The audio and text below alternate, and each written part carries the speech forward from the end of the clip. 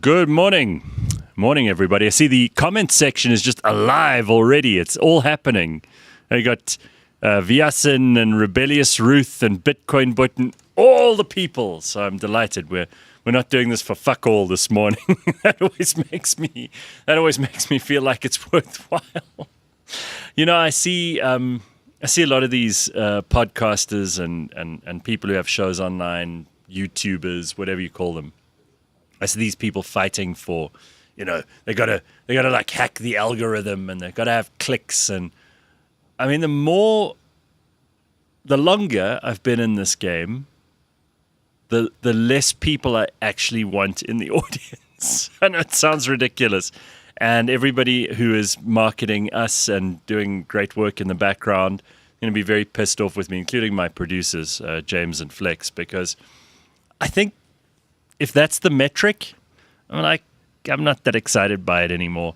And I listened to the most boring interview this week. Well, 10 minutes of it, where these two guys were talking about the YouTube algorithm and how it works. And I mean, I thought I had to stay in it just so that I could be aware of how all of it works. But Jesus, I was falling asleep, Ben. I was falling asleep. It was so dreary. Ben, by the way, is in the mists of the Midlands in KZN. You look like you're in the mists of the Midlands. Are you outside? Guys, it's such a beautiful. No, I'm overlooking the 18th green here at Garu Farm Golf Course. Oh, very good. All right. It's so idyllic. It is so idyllic. I wish I could take our small audience, cuddle them onto my lap right now, and have a cup of tea, and look across here. It is that idyllic. I mean, we say it's a small audience. I think we're still in the top. We haven't ever dropped out of the top 5 podcasts in the country at any stage. So maybe that's also why I'm a little bit like about it, just because been there, done that in some way. And it's because of the audience, right? It's not because I think we're great. It's because the people who listen to us have stuck it out with us through all kinds of things. I mean, from radio to like the early days of podcasting. We're talking about, this is when Rogan was starting effectively. And it's been amazing. But I feel like the smaller the audience, the more intimate the kind of stuff you can talk about. You know, it's like when you're with your really good friends, you can have conversations about anything. No one gets offended. Nothing's out of bounds. You can take the piss out of each other. It's the kind of conversation that I think everybody wants to have. But you can't have that with millions of people. You just can't. It's not possible. Try as you may. You're going to be pulled into politics and all kinds of other things, and it's ugly. I saw this brilliant thing this week on the internet. It's like a plate with a knife and a fork, and on the plate they've just got a whole lot of pills, and it says, "You've optimized the life out of your life." And I think there are so many of these like pod bros who are doing that, and it's just not interesting to me anymore. I mean, don't get me wrong. I think self-improvement, getting better at things, being more efficient, life hacks, if you want to call it that, are all part of what makes it interesting to grow and to keep developing and getting better. But I think that some people have taken this optimization thing to the ludicrous degree where it's actually removed their personality. They're like an optimization machine. Gaming the system, but what are you doing to game the system? Yeah, these like the estate agents we had on the show last week are all creating content. It's dreary. It's just horrible. Yeah, you see where it comes from, and just to go back to your whole audience thing as well. I've always thought it's so cringe when you watch a piece of content, and the guy stops and goes, "If you like this video, be sure to like and subscribe or click the bell." Yeah. It's like, please shut up. Yeah. If your content's good, I will come back to you. Naturally, I'll gravitate back to you. Trust me on this. And, you know, the whole thing about content creation is like we're meant to be creating something new, and it's the new broadcast. Imagine you're watching live TV back in the day, and Derek Watts is on carte blanche, and he's like, if you like this story, be sure to watch us again next week. You know? Like, but they did used to do that. Really? Yeah, they used to say, don't. We'll see you next week. Don't forget that we've got this great breaking story or whatever. Listen, that's marketing, and I get it. That's how you end a show. That's just a professional throw forward. He wasn't saying, "Well, if you like me risking my life in front of this gangster, how about you subscribe, or how about you make sure you diarize the show." I always used to love it when there were like news bloopers where they didn't know that the camera was still going, and then they'd say something terrible, or it'd be like, fuck you." And then someone in the studio gets shat on, or they throw something at somebody. Somebody loses their temper. That was always funny. And that didn't happen enough in TV and radio. So at least in podcasting, you get lots of unprofessional behavior. So that I enjoy. Lots of people talking about the petrol price this week. And I know it's probably not an exciting subject for everyone, but this is where the rubber hits the road for most of us, literally and figuratively. Obviously, there are people already. I just have to. We're not going to talk about Iran much this morning because it's really. I don't want to sound blasé or cavalier about it, but it's more of the same. And this week, there have been intensified bombings by the U.S. and Israel on Iran. Very targeted, as I understand it, very targeted attacks on particular individuals. But they've got a new Ayatollah, and We'll show you who he is in just a moment. But before we get to the new Ayatollah, I'm annoyed at how people seem to think, because we live in this consumer culture, conspicuous consumption, instant gratification world, they think everything has to be as long as a TikTok, right? So war must also be as long as a TikTok. And already, I mean, there's 12 days, I think, 13 days that today's Friday the 13th. Dun, dun, dun. But 13 days, I think they've been at war with Iran, and people are already saying, "Oh my God, when is the war going to end?" You hear grown men. I'm so over it. Yeah, grown men and politicians who ought to know better saying, "Oh, when is the war going to end?" And I'm just absolutely astonished at how little backbone and how little meat they have on their bones. These weak, feeble, pathetic, scummy, lowlife, average, mediocre, ordinary, dreary, dull, shithead people who think that everything must last as long as their attention span, which has been narrowed to the size of a keyhole, and they're all trying to look down the keyhole with both eyes. It's abominable. Like, guys, seriously, if you know somebody who's already asking, when is the war going to end? You need to give that person a clap. They didn't get enough claps when they were young. They don't know that things, especially meaningful things, take a long time. Not that this war is everybody's cup of tea. It doesn't have to be. You might be completely opposed to it. But if you're one of those people who doesn't have an opinion on it except that you think it should be over already, you must be such an absolute nightmare to live with. Can you imagine what that... Are we there yet? Are we there yet? Are we there yet? You take a 5-minute drive to the shops. Charmaine, calm down in the back seat. The fuck? Really? They're like infants. These are like adult children, toddlers, not even children, who are screaming, "Are we there yet?" from the back of the car. That's what we're dealing with here. These are the level of attentiveness that these people can give to anything in their lives. Can you imagine living with them, working with them, being in a relationship with them, trying to do business dealings with? I mean, that must be impossible, these people. How do you go through life when everything has to be immediate and it has to end as quickly as it began? Blows my mind. Well, it's just because it really does. They've got no experience in how things work or made or how they function. Like, they've got no experience, no understanding of the history of Iran, no understanding of American geopolitics. They've got no understanding about the Middle East. So if you have a brain that is void of those things, this war will feel very trivial. It'll be very much, okay, but now you've done the bombing, now why doesn't it end? If you didn't have any of those knowledge or faculties around that, you'll also say that. Yeah. Oh, listen, I got to show you the new Ayatollah. And by the way, Morgs from Cape Town, or Morgs of Cape Town, says, take up your IDF uniform then, Gareth, if you're so ready for war.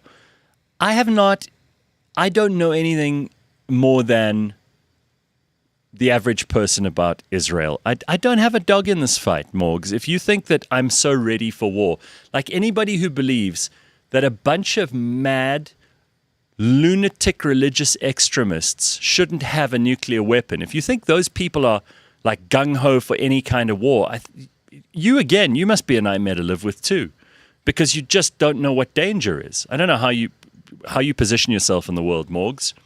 We're not going to get personal about this, but if you imagine that there's even the faintest possibility, and even people who were opposed to the war in the previous administration, and by that I mean the Biden administration in America, are starting to come out and saying things like there was enough nuclear material to create, in this guy's words, I wish I knew his name, but I cannot remember what his actual name and title was, but he was involved in the Biden administration and putting together that JOPC deal or whatever it was with Iran. He reckons they had enough nuclear material to build 16 nuclear bombs. Okay, now that's someone on that end of the spectrum. If you believe Pete Hegseth and Marco Rubio and Donald Trump and Benjamin Netanyahu, then they say they were on the verge of making the missiles that could carry this nuclear material. And somewhere in between there has to be some truth. But there was definitely nuclear activity going on. I mean, that you can monitor, and we were monitoring, and we knew Iran were trying to enrich uranium, which, of course, you need to do in order to make a bomb. Uranium-235 is different to uranium-238. 238 is the stuff we use in power generation all over the world. 235 is the stuff they use in nuclear fission bombs. All right, so that's the stuff you got to worry about. And they were making that stuff. They were enriching uranium into 235 to make bombs. That's absolutely true. Now, if you want mad Ayatollahs who believe in a kid who fell down a well 1,200 odd years ago called the Mahdi, a 5-year-old kid who fell down the well, he was the last caliph or imam. They're waiting for the 12th imam to come back. He was the 12th imam.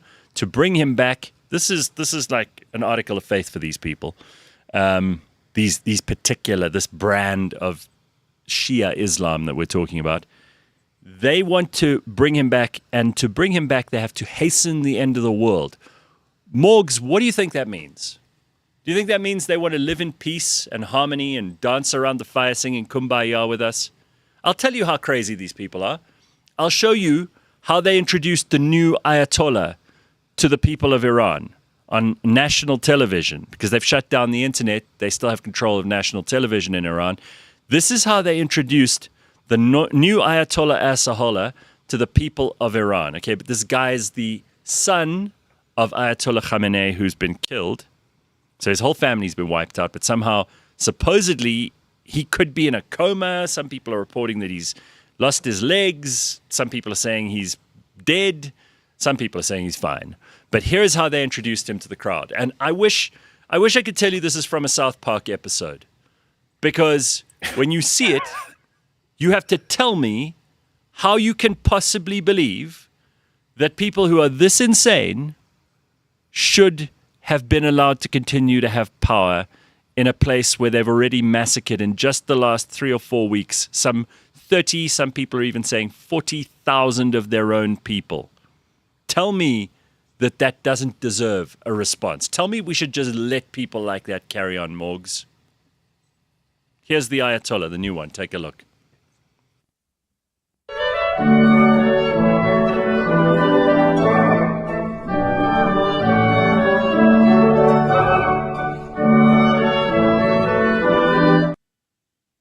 Now, it's a cardboard fucking cutout. It looks like it's from South Park. Like Terrence and Phillip. Hey, Terrence, what are you doing today? I don't know, Phillip. That's what it looks like. That is ludicrous. These are not serious people. You cannot tell me that I am all pro-war and gung-ho and that I'm on Israel or America's side, which I am on this particular subject. I'm unashamedly on their side because the other side has got a cardboard cutout for a leader. Okay, we have pretty stupid and useless leaders in South Africa, but at least they're not cardboard cutouts.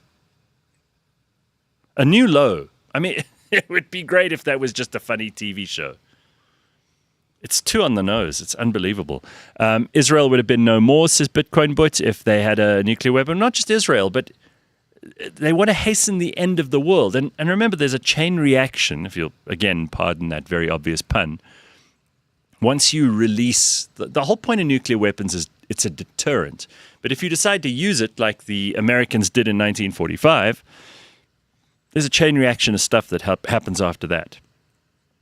If Iran did have a nuclear weapon, even if they just tested a nuclear weapon, that means they probably have more.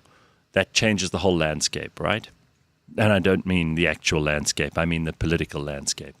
Then you have retaliation, and it escalates and escalates, and eventually we end up with all of us in a nuclear winter. Not good. Not good. I would rather have this. Yes, it is worth anything that America is prepared to go through for this, and I don't know how much they're prepared to go through either, because the American population is, as I said, attention span of a fruit fly, and not necessarily in the mood for another war, thanks to the last two being 2-3 decades long and having disastrous results. I don't blame them. But I think it's a pretty good thing for the world if a mad regime like the Ayatollahs in Iran are stopped from having a nuclear weapon. And I don't know that that's so controversial. I know that Fikile Mbalula and a bunch of ANC people went to the Iranian embassy in Pretoria to put flowers down for the dead Ayatollah. Please, someone, pinch me. I must be in a very bad dream. But no, it's true. This is what they do. These guys, the ultimate artists of irony here. They were so, I mean, it's a legit regime. You know, people don't do nice things when they get called regimes. And it's so oppressive and terrible to people. And their whole thing is oh, we're so against oppression. Yeah, okay. Unless it gives you money. You know, we had, I think South Africa, I think it was 7 nuclear warheads. And we're one of the only countries, the only other ones being Libya? I don't want to say Libya because I'm not entirely sure, but definitely the Ukraine and us, that abandoned our nuclear program voluntarily. And that happened before 1994, the old regime in South Africa, which was wicked in every way, right? Except that they said, you know what? This nuclear thing's not a good idea. Now, whatever their motivations might have been, they might have looked at the ANC and gone, for fuck's sake, can't give those guys nuclear power, nuclear weapon power. But even if that was their motivation, a good thing. So we are, again, one of the few places South Africa can actually claim moral authority is there. These guys were never going to do that. They were never going to do that. They kept on lying to the weapons inspectors. They were lying to Obama. They were lying to Biden. So this is how we end up in this place. And wherever it goes from here, we have to ride this horse now. The whole world has to, and that includes you at the petrol pump, I'm afraid. Because, yes, oil prices are going to go up. The Straits of Hormuz, which is where all the oil is ferried around, happen to be controlled, or up to very recently were controlled by Iran. Whether they're still controlled by Iran and not a cardboard cutout of an Iranian Navy ship is up for grabs. Who knows? Anyway, that's all I wanted to say about that. Koketsa says I sound like Andrew Tate. Do I? Did I say something about women? Bitches. Did I say something about bitches?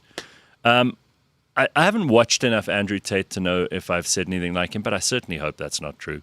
I hope you're taking the piss out of me, which is fine. Then we got a couple other comments here that are worth referring to, and I do want to move on after this. Rebellious Ruth says you got to watch out for that. Oh, no, sorry. Rebellious Ruth is talking to someone there. People are talking to each other in here, so I don't know. You guys, why don't you just start a WhatsApp group? The whole point of the comments section is so that we can take your comments and interact with them here on the show, which is the reason I think that we're all gathered here, right? Sorry, I just occasionally have to remind people the purpose of this mission. The problem is that most of the people are receiving their education from TikTok regarding the matter, says Nevin Pillay. That is correct, sir. That is exactly right. And TikTok, listen, I'm not one to tell anybody what to do with their internet or their time, but if you have kids and they're under the age of, I would say 16 even, you got to get them off that TikTok, man. It is brain rot. It is not useful information. You know, everybody knows this now. It's not a hidden secret or a conspiracy theory that China does not allow its own children to access the kind of slop that children all over the rest of the world are accessing. They want their kids to learn. So TikTok in China is educational. It's like they teach you how to fix a plug or how to build a little robot or how to do maths calculations faster or what the history of X and Y war country. Cliff, should I come back in like 10 minutes? Sorry, am I on a rant? Fuck. Yes, we know TikTok does that. Shit, it's Friday. Okay, sorry. Doing? All right, let's move on. Thank you for correcting my misjudgment of the situation there, Ben. All right, so we're going to LIV Golf next week, huh? This is going to be exciting. I've never been to a golf event with you, and I've never been to actually I haven't been to any golf events full stop. I know. Look how excited you are. That's so cool. Yeah, it's a thing here. So, Gareth, I can tell you that around 90 to 95,000 people are probably going to go watch this event next weekend. It is going to be huge. Yeah, and it's just so cool what they've done. I listened to a podcast this week where they're breaking down all the things that they've built. It's going to be something so new for all of us, and I think the non-golfers will probably actually end up having a better time because it will be so completely new. Golfers have certain expectations, but where this event's going, what else it's got, and there's a party hall where there's going to be dress up. It's just so black coffee is going to be there. It seems like it's going to be amazing. Yeah, so black coffee will be on the Friday, Calvin Harris on the Saturday, and then Goldfish suitably on a Sunday. Fantastic. All right, well, I am looking forward to that. We will get to some sport a little bit later on. We also got Dr. Hanan on this morning. Mash is popping by. We'll be talking to Warras's mum, who has agreed to come in and chat to us, and I think she's been through a very, very rough time, understandably. I mean, what parent ever wants to go through what she's just gone through? But I thought it would be a good idea for us to, pay tribute to our friend and her son and talk a little bit about what, his family background, his mom, his life as a kid, what she remembers, and really just kind of celebrate the guy, which I think would be amazing. Yes. All right. I want to talk to you about something very important. There's actual news, and this is my favorite story of the day. Someone actually tipped me off on was Instagram, and she said, you have to talk about the Real Housewives and this chick called Mel. The Real Housewives of? No, South African. The Real Housewives of Pretoria is the one, right? And there's this chick called Mel Viljoen. She used to run like a nail salon or something. Is that what? Tammy Taylor Nails. But then they got into shit because her husband was a lawyer, and they apparently used the Tammy Taylor brand or something when they hadn't paid for it. And they basically these two the word is skellums. They're skellums, they're crooks, they are scabangas. They're bad people. And I'll tell you why they're bad people, not just because of that, because maybe you thought that was made up and they were being victimized, So Mel Viljoen and her husband Piet were arrested in Florida, that's in the USA, on the 10th of March for shoplifting.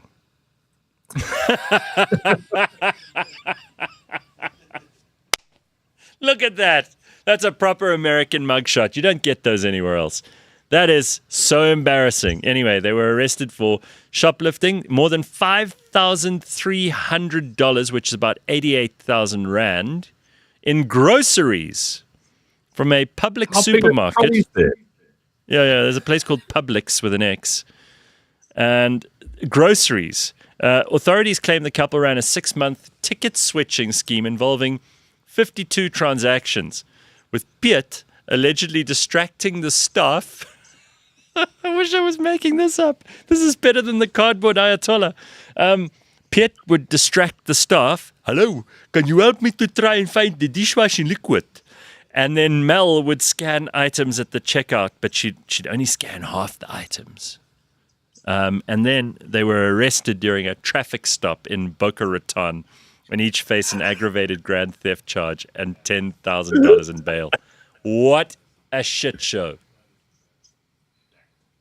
Isn't that funny? That is so good.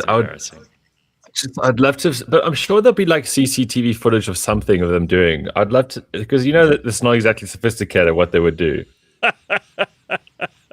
Well, don't worry. America's really good at turning like average criminals into like a mini series. So who knows that they won't make a story of the South African shifty, dodgy people who came here. What were some of the items that they stole?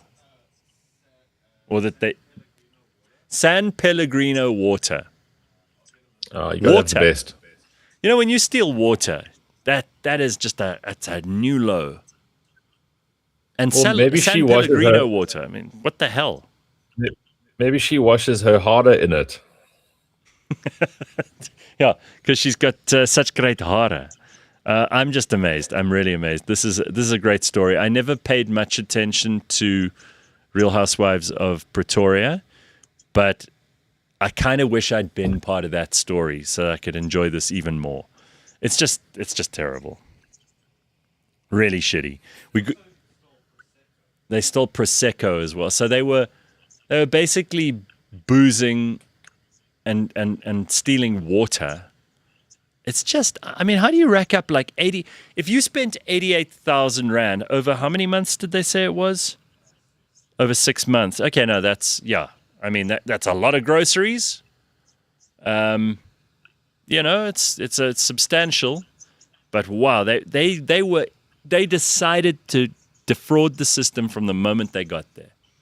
You know, you think about it, if you end up in a new country, the first thing you do is you try not to upset the people who already live in that country. Like going into someone's house and you decide to just ruin their place. You turn it upside down. You leave a mess everywhere you go. You fuck up the plumbing. You break the light bulbs. You leave the bed in a mess. It's so rude that you do this. You go into someone else's country and you behave like this. It's not good. And I don't think this is a reflection on all South Africans. So I'm not saying it on that part. I just think these are just common, vulgar people, right? Again, I want to see CCTV footage. How can you get this? How can you steal this much from such a basic scheme? I'm trying to put the visuals together in my head. I mean, how was he distracted? Was he shirtless? Does he speak bad French? Like, how common can a man be? Apparently, this Mel Viljoen was also on the roast of Helen Ziller, which I didn't watch. Okay, and then Viasen says hilariously, Die Sun and The Voice, which are newspapers that are still in existence, have their weekend headlines now, thanks to Mel Viljoen. Very nice. We haven't talked about Taylor Swift in a while, Gareth. Would you date her if she was the last chick on the planet? Why do you hate Taylor so much? And what did she ever do to you? I don't hate Taylor. Where did you get that from, limited edition? A loaded question out of nowhere. I don't think I said I think that the people who are slavishly adoring, obsessed fans of hers, I think they have mental health problems. But I don't think Taylor's a horrible person. I don't think she's in any way like off-putting or unattractive. I mean, compared to the world's biggest failure, you know who that is, Ben? Cyril Ramaphosa. No, that's where you're wrong. Even Cyril has not failed as much as the world's greatest failure. The person I'm talking about is Meghan Markle, because all of her Netflix projects were cancelled this week. So she's failed in she's failed in television, she's failed in movies. She's failed in royalty. She's failed in cooking shows. She's failed in her whole product line, whatever it's called, Ever Always or Always Ever or Yours Ever or whatever the fuck it's called. It's just fallen flat completely. And now Netflix has said, we're not doing anything with this chick. She is poison. Everyone hates her. She's so cuck at this that she is now probably, if you calculate all of these failures, she's the biggest failure in entertainment. And she could have had it all. So compared to her, Taylor is an absolute colossus. She's the antithesis of Meghan Markle.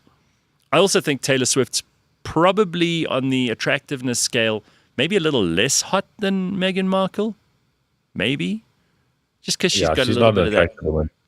Yeah, she's not that hot. But I think that this boyfriend of hers, this Travis Kelce guy, and the fact that she's not whining about ex-boyfriends anymore, I feel she's become better in some way. So I don't have a problem with her. But clearly you're thinking about her a lot, limited edition. So maybe you're one of those obsessed fans. I would say in the years gone by, we've said some unsavory things about her, but I think it's been based in behavioral stuff and what a terrible role model she is to young women. Always bitching about guys, different guys, high body counts. It's like women are the best and guys are like icky, and it's just so juvenile. But that's been her brand. That's been her product. Sure. So look, everyone's got preferences, and on this show, obviously, we completely throw it out of proportion with hot takes and scandal. But yeah, I think she's very average. But yeah, there's lots of average people in this world. It's a lot of people. I'm an average person. I'm sure even the people who do hate Taylor Swift know one or two of her songs. So she's one. I don't. Oh, come on! You know that. You know that one. Take it off. James, give me a song. They're like ages ago. Ben, she's been around long enough. You'll know her songs. Trust me. No, I'm trying to jog my memory. I'm sure I know the songs, but at 6:34 this morning, one doesn't come to my head. I'm just Shake It Off. That's one of her songs, right? There was a question for you about whether or not you were hanging. You were hungover this morning from somebody, and someone else asked. Someone said they want to know more about what did you shoot at Gowrie? Heard it's a hell of a course. Guys, this course is so great. I was filming a lot of things yesterday, so I think I ended up shooting 83 with a birdie on the last. It's like, as you know, golf and travel are my two greatest passions, and being able to film this place makes me the happiest guy in the whole world, because it's a big story of what's being created here, and there's a lot of detractors around if it's that good or not. It's a bit like Taylor Swift, really, but on the opposite spectrum, it's not a mainstream hit. The guy who owned this, also who built it along and is business partners with the great Dale Hayes, Guy Smith. He's obsessed with links golf courses, and he wants to create something special. And I don't think he actually cares if the general golfing public like it or not. He's like, well, cool. There's lots of golf courses in this country. This one's going to be like this. And just on that, I admire the guy. And just on that, he's my golfing designer spirit animal, because he has created something very cool here. It's a great place to hit driver as well. You can just hit bombs around here all day. And the wind was pumping yesterday. And then afterwards, you split a couple of G's with your mates, and life's good. That sounds amazing. Slippery Pickle says it's a very smart move not to criticize and be negative about Taylor Swift, because she is an up-and-coming sorceress, which is a good point. And then Sade is just reminding us from the last show we did that any woman can be a lesbian. Yes, indeed. That is true. That is absolutely right. And then Carl says, Carl Frumpy, this is a new Carl. We have many Carls in the comment section, but this is a new one. Says, you know what, Ben? Haters gonna hate. That's her. That's the song. See, you know that song. It's called Shake. Yeah, but that's Shake what I was It trying to Off. get to. That's the one. See? Well done, Carl. Hey. Thanks for getting us there. Yeah. And Congo Chris live in the comments with Guten Morgen, mein Morgenmuffels. Sure. I wonder what he calls his wife. Morgenmuffels. We've got a German guy here in the office called Olaf, and he's going to be supplying us with long German words from next show on, and we're going to have to try and say them, but do it in broken telephone. So I'll say it to like Leanne, and then she'll say it to you, and then we see how badly we fuck it up before it gets to the end of the line. Wow, that's going to be a drop pizza at the end of it. I want to talk about this before we we leave celebrities in South Africa alone, people like Mel and Piet. So here's another embarrassing South African. Here's Julius Malema. This is an actual picture. And I do want you to, when you look at this picture, just remember that this guy is a socialist who keeps talking about nationalizing the mines. People shouldn't have private property. The banks should be nationalized. Everyone should be equally poor. He's a self-confessed socialist communist. But I want you to look at this picture. Iyo bangane iyo. All right, so that's Julius. He's in a luxury car. It looks like it's only a 2-seater car, so I can't imagine what it is. Probably some kind of Maserati. McLaren. Is it a McLaren? Holy fuck! I'm pretty sure. What do those cost, Ben? What do those cost? I put a 5 million, I think. All right. Then he's obviously got a pair of. What are those pants? What's that brand? Louis Vuitton. Like Louis Vuitton. Okay, and then the shirt with Burberry all over it. His wife's got a Louis Vuitton bag. There's an Ace of Spades bottle of champagne, which is one of the most expensive bottles of champagne you can have. There's a shopping bag. I mean, this is capitalism working its magic. And even an ardent socialist is either a self-conscious fraud. In other words, he knows every morning when he wakes up, he's going to lie through his teeth and tell people he's a communist, even though he doesn't believe that. And he's just deceiving people. Or he's too stupid to know that communism has made him its bitch. I mean, those are the only two explanations, because that picture is everything you need to know about champagne socialism. I mean, just go back to it, because everybody who's ever voted for the EFF or thinks Julius is some kind of hero who's going to save anyone but Julius, after seeing this picture, I defy you to tell me how. How? This is an expression of someone who is a materialist and a capitalist and a big spender and who feels absolutely nothing for doing all of that. And he doesn't look well, by the way. He does not look well. I've just got to say that too. I don't know what's going on there with his health. Speculation isn't just coming from me, but doesn't look well. So there, I needed to put that out there for you to think about this morning too.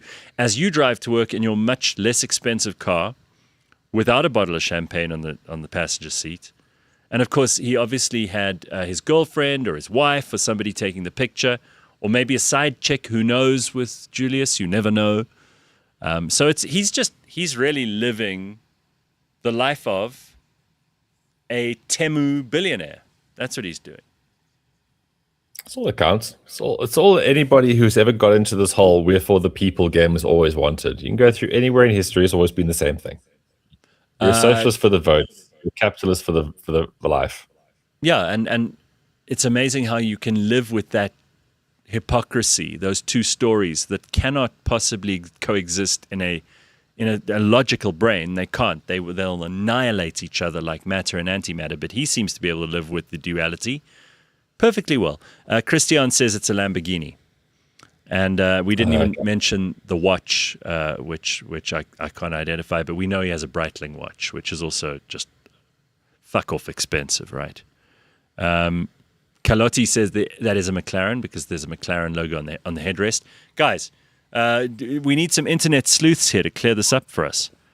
We need to understand what this is. I can't see. It's McLaren. Oh, right. Is it? Okay. All right. Thanks, Ben. Congratulations to Ben and Carlotti for getting that right. Everybody else, keep your opinions to yourself. I mean, I'm not even a fancy car guy anymore. That's all above my head. I like the simple things. Oh man! Just because this is the only show that we consistently do this, we are very consistent about it. We haven't ripped into fat people, though, as regularly as we might have before. I did find this video last night, and I thought, since we're going to keep Friday happy, and I didn't in the first half an hour of this morning because I was unloading all my thoughts about the news of the week, but since we got onto Mel and Piet, it's been all fun and games. And here is a fat girl on a trampoline just to make your Friday, Ben. I know how much you love seeing fat people on Fridays. Yeah, always. I came in like a wrecking ball. I never hit so hard. All I wanted was Obviously AI, but that's what AI is for. People think AI is going to be like the Terminator. We're all going to be killed by these robots. It's going to take all the jobs. It's going to upend all of humanity. And then you see that and you're like, nah, people will just make stupid videos with AI. And that's great enough for me. If you ask me, that's exactly what it should be doing. I saw something the other day. Again, these things get thrust in front of you. Somewhere in South America, there is like this detective show where cats are actually like the police people, and then but they talk like old men with mustaches, and they're having gunfights, and it was incredible. But it was made to look like a 70s detective show. Speaking about Temus's rebellious Ruth, can we sue them for harassment with their ads? Never bought from them and never will.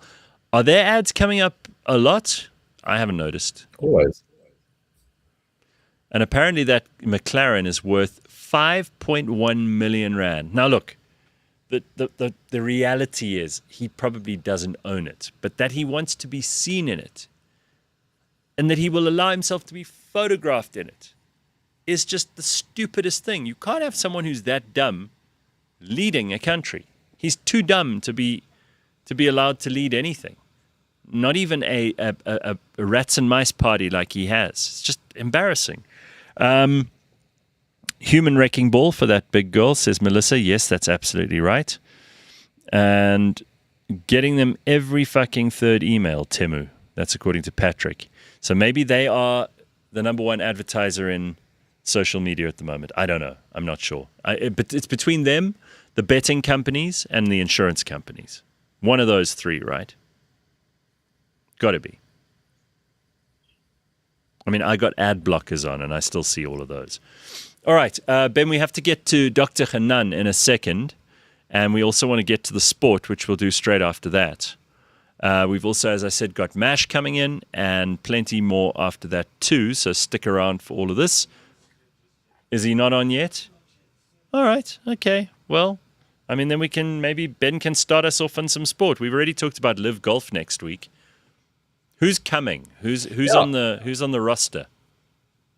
Well, obviously not Patrick Reed or Brooks Koepka. Those are only two names that haven't fallen out of LIV. But otherwise, yeah, Bryson DeChambeau, Joaquin Neiman. Obviously, those are your two like big guys, along with John Rahm. Those are your guys you want to see. Cam Smith, the Aussie with the mullet.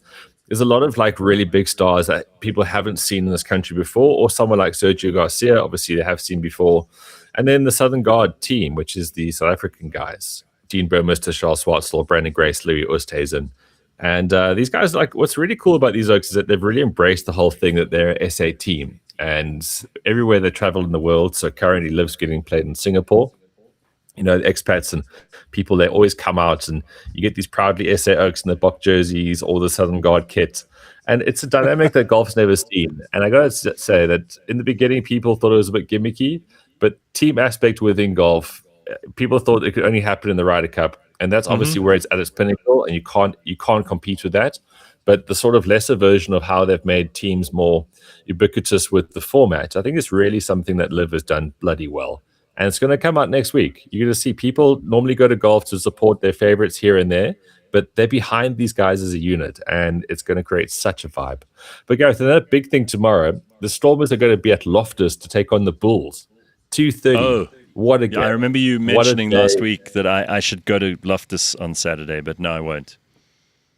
Well, tens of thousands of South Africans are, and it's going to be a thing here. So the Bulls are actually in a reversal of fortune, currently like SA's best team in the URC. The Stormers were doing great, and now they've just fallen to shit, though. They're currently fifth in the log.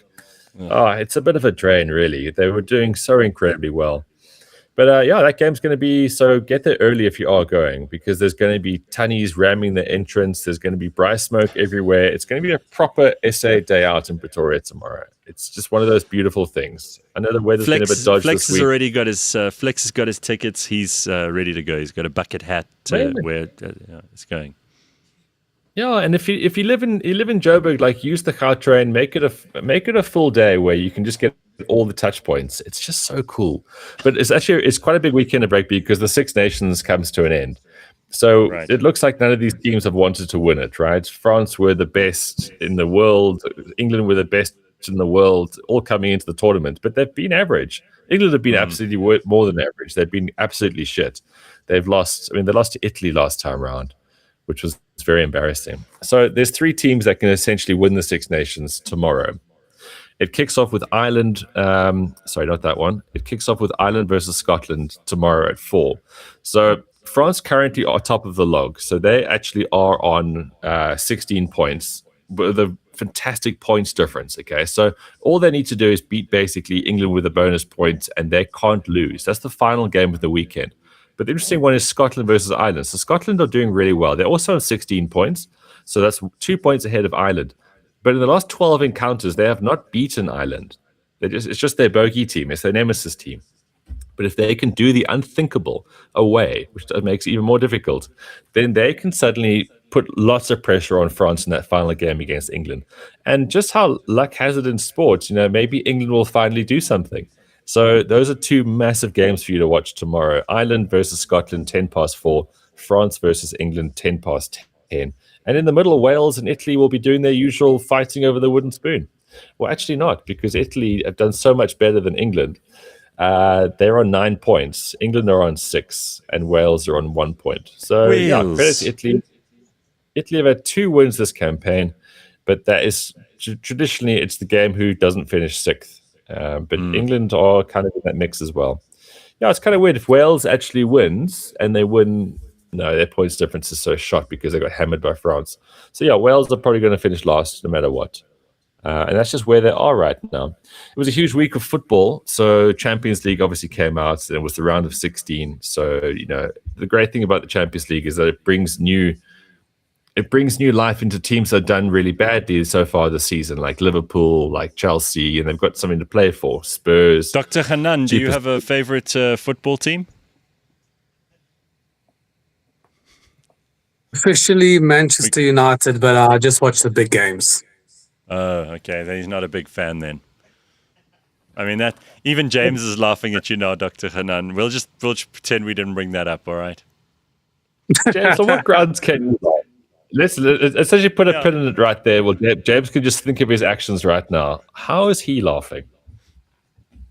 Yeah, exactly. What a cheek. All right, so listen, Ben, I'm going to ask you to just hold on Champions League and all the rest of it for just a second here, because we've got some amazing mail here from somebody, and Dr. Hanan is right on time to help sort out this person's problem. Now, we take our audience's psychological issues very seriously, and this time we have a question from Anonymous. Anonymous says, "Dear Dr. Hanan, what are the do's and don'ts of confronting a family member about their abusive behavior? We as a family are planning to hold an intervention to hold our violent and physically, emotionally, and verbally abusive sibling accountable." It's not Flex. "We have involved the police and child services since this pertains to a minor child. The abuser does not yet know about the police." Okay, this is a very serious thing. So it isn't Flex, just so that everybody's clear. But clearly this is a big problem. Every family has their dark horse or their black sheep or whatever, but this sounds like a serious abuser, and it's physical, emotional, and verbal abuse. And this person's asking, what are the do's and don'ts that they should think about while actually trying to hold this person accountable? What do you say? Well, the moment it spills over, the physical and emotional abuse, we take the negotiation out of the picture and we deal with this as a safety and a legal thing. So yes, they've reached out to the police and social services and let them lead the process to make sure the person is contained. Beyond that, once that has run its course, now we can deal with negotiating the person by making sure that they never cross that line of physical, emotional abuse. And physical and emotional abuse can be put in the same category. So people think that you only reach out for safety and the legal processes once that crosses over the physical, but you should do the same when it crosses over the emotional abuse. So we deal with the safety first, the legal first, and then we deal with the negotiation, the psychological second. Sure. I mean, it's obviously there are certain rules which you just said apply once the person crosses that mark.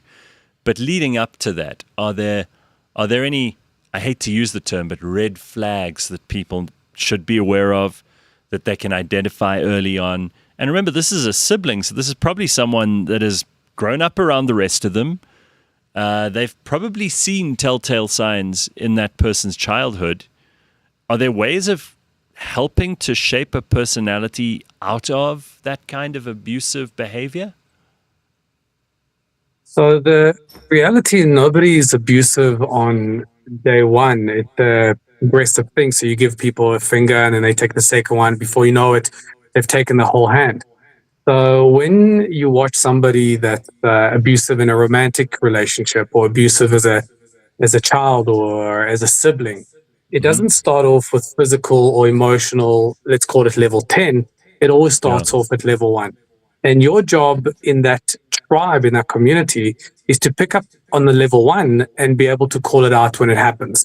But what a lot of parents, a lot of siblings, and I understand because they don't want to aggravate the situation, they're afraid of conflict, they don't want to make the person mad, maybe the person is super and ultra manipulative, and most of them are, so they don't want to confront it, so they act like an ostrich with its head in the sand and pretend that the warning signs are not there.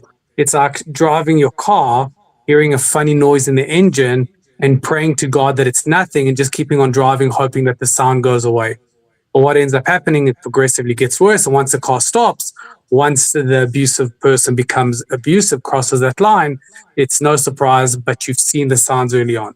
But to answer your question, Gareth, you should address these red flags or these orange flags early on in the relationship.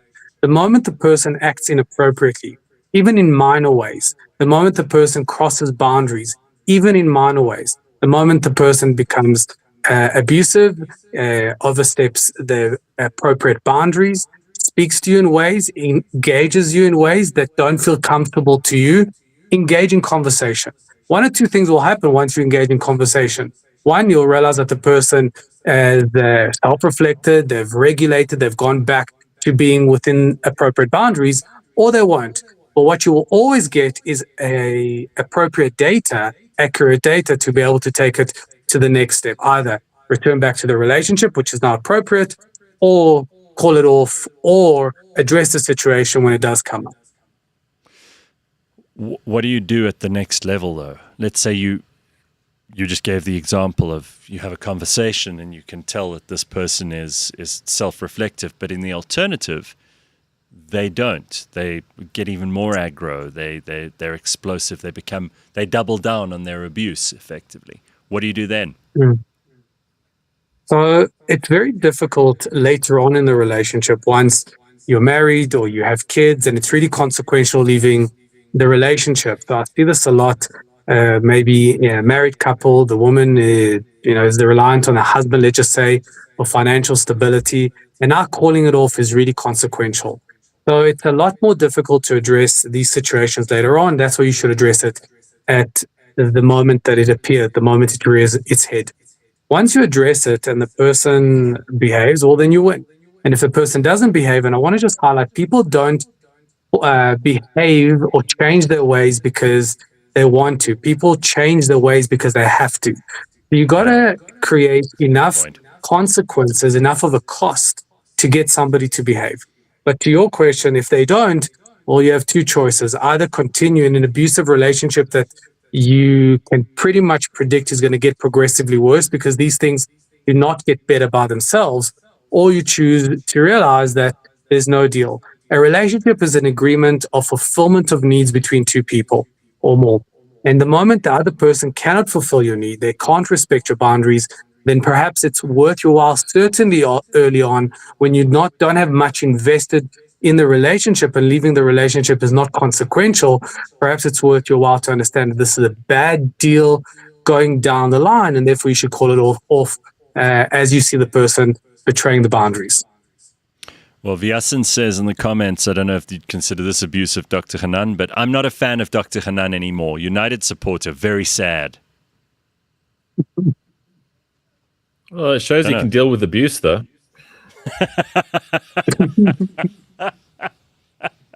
Yeah, I suppose that's true. It shows that you have a lot of, in Afrikaans they call it deursettingsvermoë. You have a lot of staying power. Limited says, if I were anonymous, I would first focus on getting and gathering as much evidence as possible before I take the matter to the courts of law. It's pointless to take a person to court without proof nowadays. I think that's a practical bit of advice, not bad advice at all. Congo Chris says, joke for Hanan. How many psychologists does it take to change a light bulb? Just one, but the light bulb really wants to have to change. All right, very good. Dr. Hanana, you've got patience up the yin-yang all day today, so enjoy your Friday, sorting out all those nutcases. Thank you. And we will see you. We'll see you next Friday.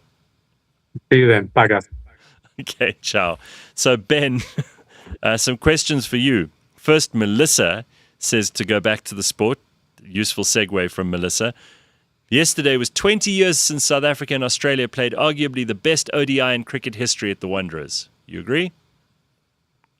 Yeah, 4-3-8 game. No one's ever done it, and no one's really cared about ODI cricket since then, really. So there's been games with more runs, but that was the most iconic. And because it decided an actual series, those two teams were 2-2 going into the fifth game. It was the greatest game. It really was. And one other thing that someone asked here, this is Bitcoin But says, what are your thoughts on the Sean Strickland versus Khamzat matchup? Is that going to happen? Really? Don't ask me. Khamzat will destroy him. Khamzat will destroy most people unless they've got maybe Craig Jones's acumen towards BJJ or takedown defense or whatever. No, I mean, that guy's he's got a skill set that is significantly more difficult to deal with than anything else. But also he's a weirdo here. Why doesn't he fight? He's injured or he's got some sort of story or yes, he's just a very odd guy. But I think that's what MMA is about. I don't, after what he did to Drickus, and again, I think people mustn't forget that Drickus is a force of nature. There's a lot of good about Drickus. He's an incredible fighter, a lot of things. If a guy's able to do that to him, he will do that to pretty much anybody unless they are Dagestani's finest. It's just simple as that. Yeah. People can criticize Drickus all they want, but the leg didn't come to that fight to lay down, and he was just humbled that day. All right, let's get back to where we were in Champions League. So what I was saying with Champions League is that teams like Liverpool and Chelsea and Spurs, who have just been so embarrassing for what their expectations were in the league this year, they get that last little shot at glory and redemption in the Champions League. But shit, did this week tumble down for them as well? Hey, Spurs lost 5-2 to PSG. 5-2. Because these Champions League things are 2 legs, so you play home and away. So if you do bad in the first leg, you can redeem yourself in the second leg. But how are Chelsea coming back from 5-2? Man City, they lost 3-0 to Real Madrid. That's a massive thing to come back from.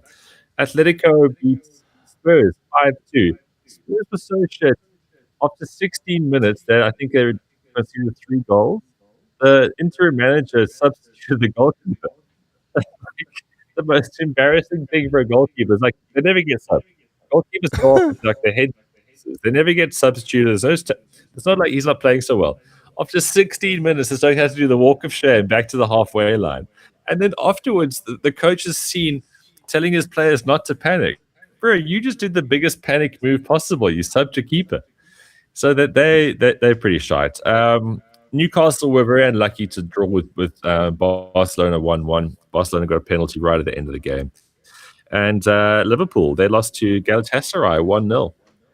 Okay. So, Another tough week, huh? Obviously, Arsenal didn't have their greatest game. They've been on the road a hell of a lot in the last 2 months. And I think it started to show when they were away to Leverkusen. But they managed to get a draw and 1-1. So they go back to the Emirates for the second leg next week, obviously with a much stronger constitution of where they're going to go. But look, the Premier League is back. And on the Bounce Show this week, we did a full run-in about what the last 9-8 games look for the two top teams, Man City and Arsenal. And look, it's Arsenal, of course, are 7 points clear. Man City do have one game in hand. And it's not a foregone conclusion because sport at this level is just so incredibly competitive. And some of the teams like Arsenal and Man City, they're in all the cup competitions right now. So their squad is very strained. They're playing a lot of games. Someone like Man United, who basically have nothing going for themselves other than being in the Premier League and finishing top 4, they can focus on these games. Fresh squad, guys are well rested, all that kind of stuff. So this weekend, we'll see Chelsea versus Newcastle, 7:30. Both teams are going to have a lot to play for there. Arsenal will take on Everton at home, so they're going to be back home feeling much better at 7:30. And then West Ham versus Man City. So you think the top teams should get 3 points there. And then Sunday, Man United will take on Aston Villa. So Man United are trying to get in the top 4. Aston Villa are trying to stay in the top 4. They've hit the skids a bit recently. And then James's team, Liverpool, will take on Spurs, who are trying to not get relegated. Wow, what a game that's going to be. Liverpool should win that. They're a much better team. But if Liverpool lose to Spurs this weekend, it will go down as the worst title defense in the history of the football, not the sport. James is shaking. He's shaking his head and pretending he doesn't care and everything's going to be fine. I suppose it's delusion. It's like Julius sitting in the expensive car with the Louis Vuitton shorts and the Burberry shirt, thinking he can still pretend to be a communist. It's crazy. That's delusion. James had a tough time, and what really gets him is that not only am I right, but Arsenal are going to clean it up. They're going to pick up trophies. And James, spoiler alert, I will not gloat about this. I'm a bigger person than that. I've seen your antics over the years, and I realize that I want to be the same as you. So I'll be gracious in victory, and I'll enjoy it for what it is. All right. Speaking of enjoying things, what does your day consist of today? Some golf and some filming of golf. That was all yesterday. So it's a wonderful misty morning. I'm going to go to the clubhouse and have some breakfast. I think I'll have the full Dale Haze. And, Jesus, you're never going to get up after that. I'm going to get a couple more shots because when I arrived here, it was a perfect sunshine. Yesterday it was cloudy and windy, and this morning it is misty. And lovely. I've always said, I want to share my experiences I have in this weird life of mine. And I think if you are a golfer or just a Joe Burger, you should come to this place. It is so great. And that Notties pub in Nottingham Road there, what a cool spot, eh? It's like an old hotel. You can also stay at. There's a really cool bar and restaurant. Rant was there last night, so that's a massive celebrity part, eh? Like I just every time I go to small towns in this country, I have the most fun, and every trip just feels like it's so new for me. Even though I've been to all these places so many times, it never gets old. And then this morning on the drive, Osterrand walks into a bar. I used to go, yes, Osterrand. And I'm gonna drive back. I'm gonna drive back later this morning because I got a lot of work to get through this weekend. Okay. Yeah, it's just all right. It got boring at that point. Times, you were doing so well with Osterrand. Well, everything comes to an end. Even meeting Os. It's just so funny. He walks in and you hear these drugs like nerdling the brandy and coke. Says, "Yes, he's big, eh? Look at him. It's Os. And the one guy's like, Os, like, 95 Rugby World Cup. I will never leave this country. Ever. No, it's great. It's the best. It absolutely is. All right. Thanks, Ben. Have a lekker day. Thank you for the sport this morning and all the rest of it. And I'm sorry you had to sit through my ranting and raving for the first 20 minutes of the show this morning. By the way, if you'd like to hear more of that, then drop us an email or like and subscribe, just like we were complaining about earlier this morning. So do all of that. Get involved. Thanks, Ben. All right, guys. All right. I get a question here from Bitcoin Bot this morning. Gareth, what are your predictions when it comes to the American ambassador? Will he overcome the majority? So the new American ambassador is a guy called Brent Bozell. He's Trump's appointment, and he arrived probably about 3 weeks ago in South Africa. His first public speaking engagement was at Alec Hogg's Biz News conference in Hermanus, and he said a couple of things, none of which should come as a surprise to anybody. He's saying what Donald Trump's already said. He's Trump's guy, and apparently Durko called him in because they didn't like some of the comments, and they asked him to apologize. I've heard that he's apologized. I don't know what that means, but that doesn't mean that America's point of view is going to change here. And I just don't see any reason for this to be adversarial.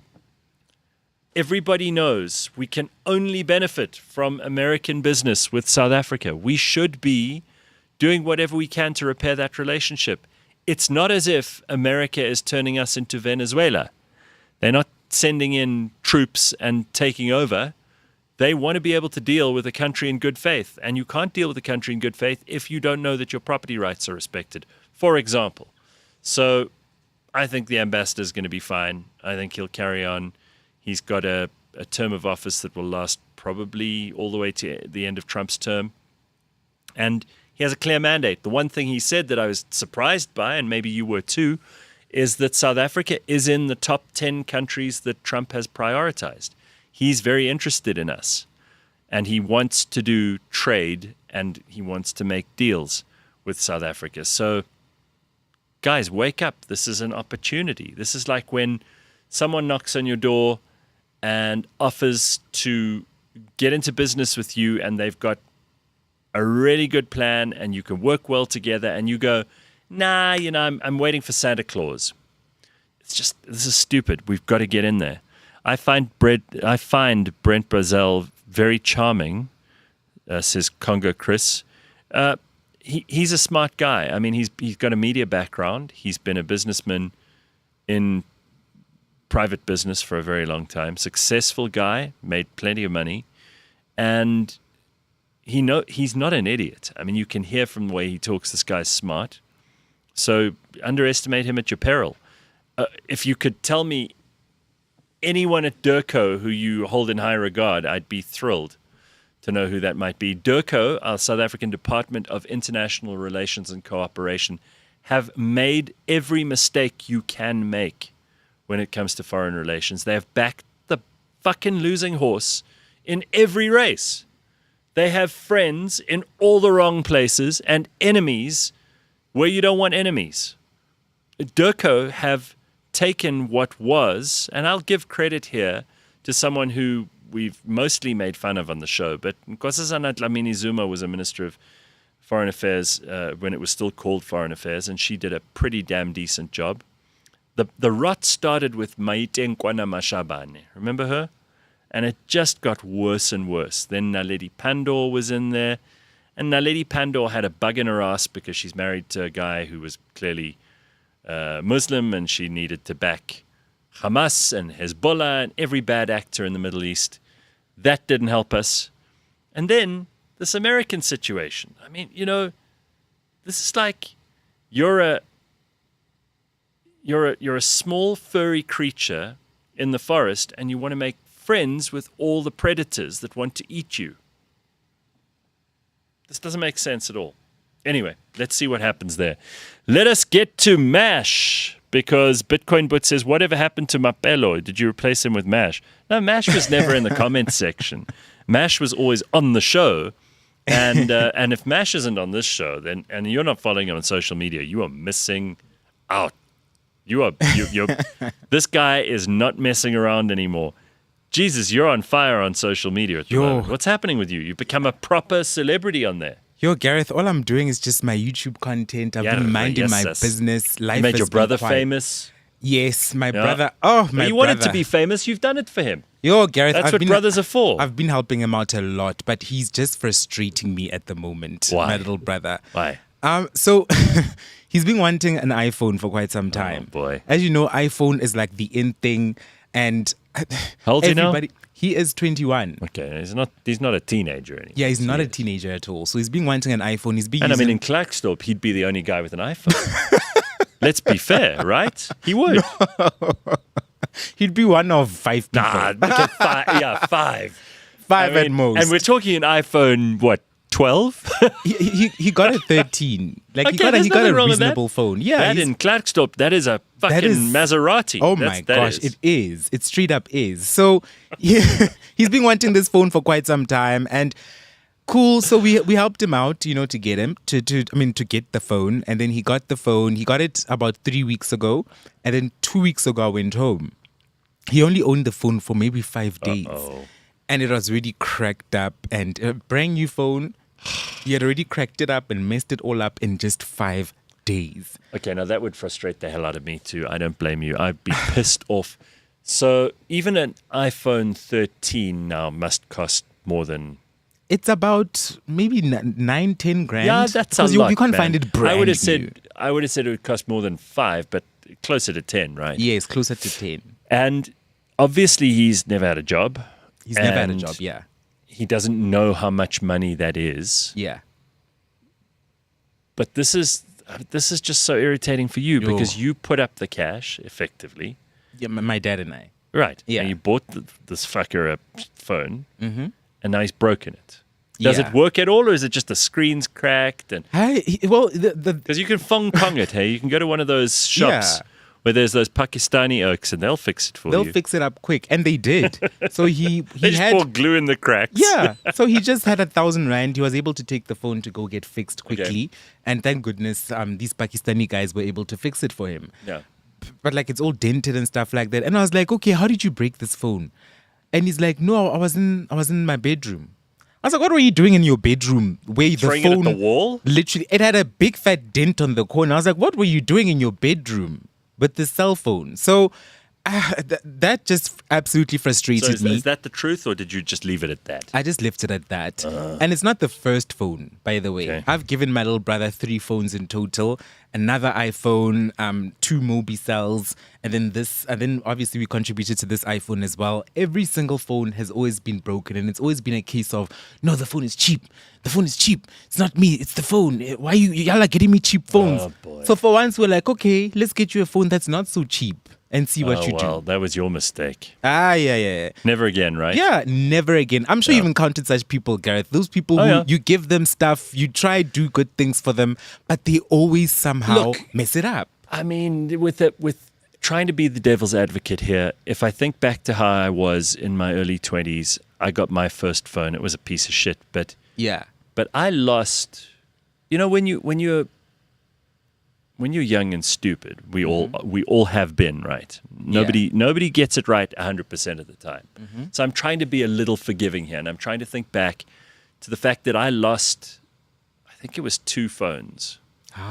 But they were cheap shit phones because they didn't have iPhones, and I'm so old that they were the first kinds of phones that came out in South Africa that were cellular mobile telephones, right? So I think it was probably second year varsity or something. Okay. And then the iPhone came out probably about 4 or 5 years after that. Yeah. But these were, cheap as they were still, for me as a student who didn't have money, it was still expensive. And I reckon by phone number 3, I remember, you become responsible. Yeah. It's like you leave shit lying around when you're in your 20s. You don't think about where you put your phone down or, Certainly. all your stuff. And then often you lose things or they get stolen from you. Certainly. So I want to be a little forgiving to him.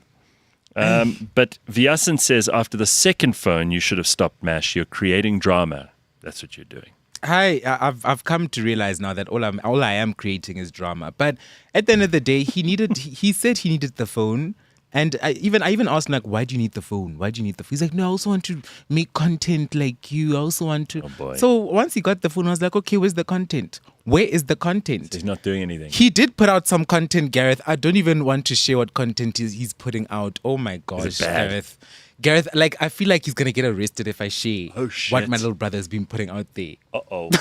No, but give me what? Illegal stuff? It's not illegal stuff. Embarrassing. Well, I don't think it's illegal. Is it embarrassing? It's fake news. Oh, shit. Gareth, he's been putting out fake news. Like what kind of fake news? His most biggest post is is a RIP poster of Rebecca Malope with her song playing. Rebecca Malope is fine and Mara, well. she's alive. She's fine and well. That's his biggest post. Oh my gosh. I'm sure people watching this have seen it. It got So like he's- 20,000 likes. He's telling blatant lies. He's telling blatant lies and people are fighting his comments. That's how he's farming and, for I mean, engagement. to target someone as lovely as Rebecca Malope, I mean, how dare he? That woman's a national treasure. She legit is. Yeah. So I was just like, wait. I went through his page on TikTok and I was like, wait, where did he get like 3,000 something followers in like a Fake month? news. Meanwhile, he's been running a whole little fake news syndicate on TikTok. CNN should be watching him for the latest fake news. I love it. Literally, if you search God. RIP Rebecca Malope, you'll see my little brother's post. Oh, I am just, Please don't search it, people. You're Please just going to push don't. up his numbers. please You're don't. going to push up his numbers, then he's going to keep fabricating bullshit.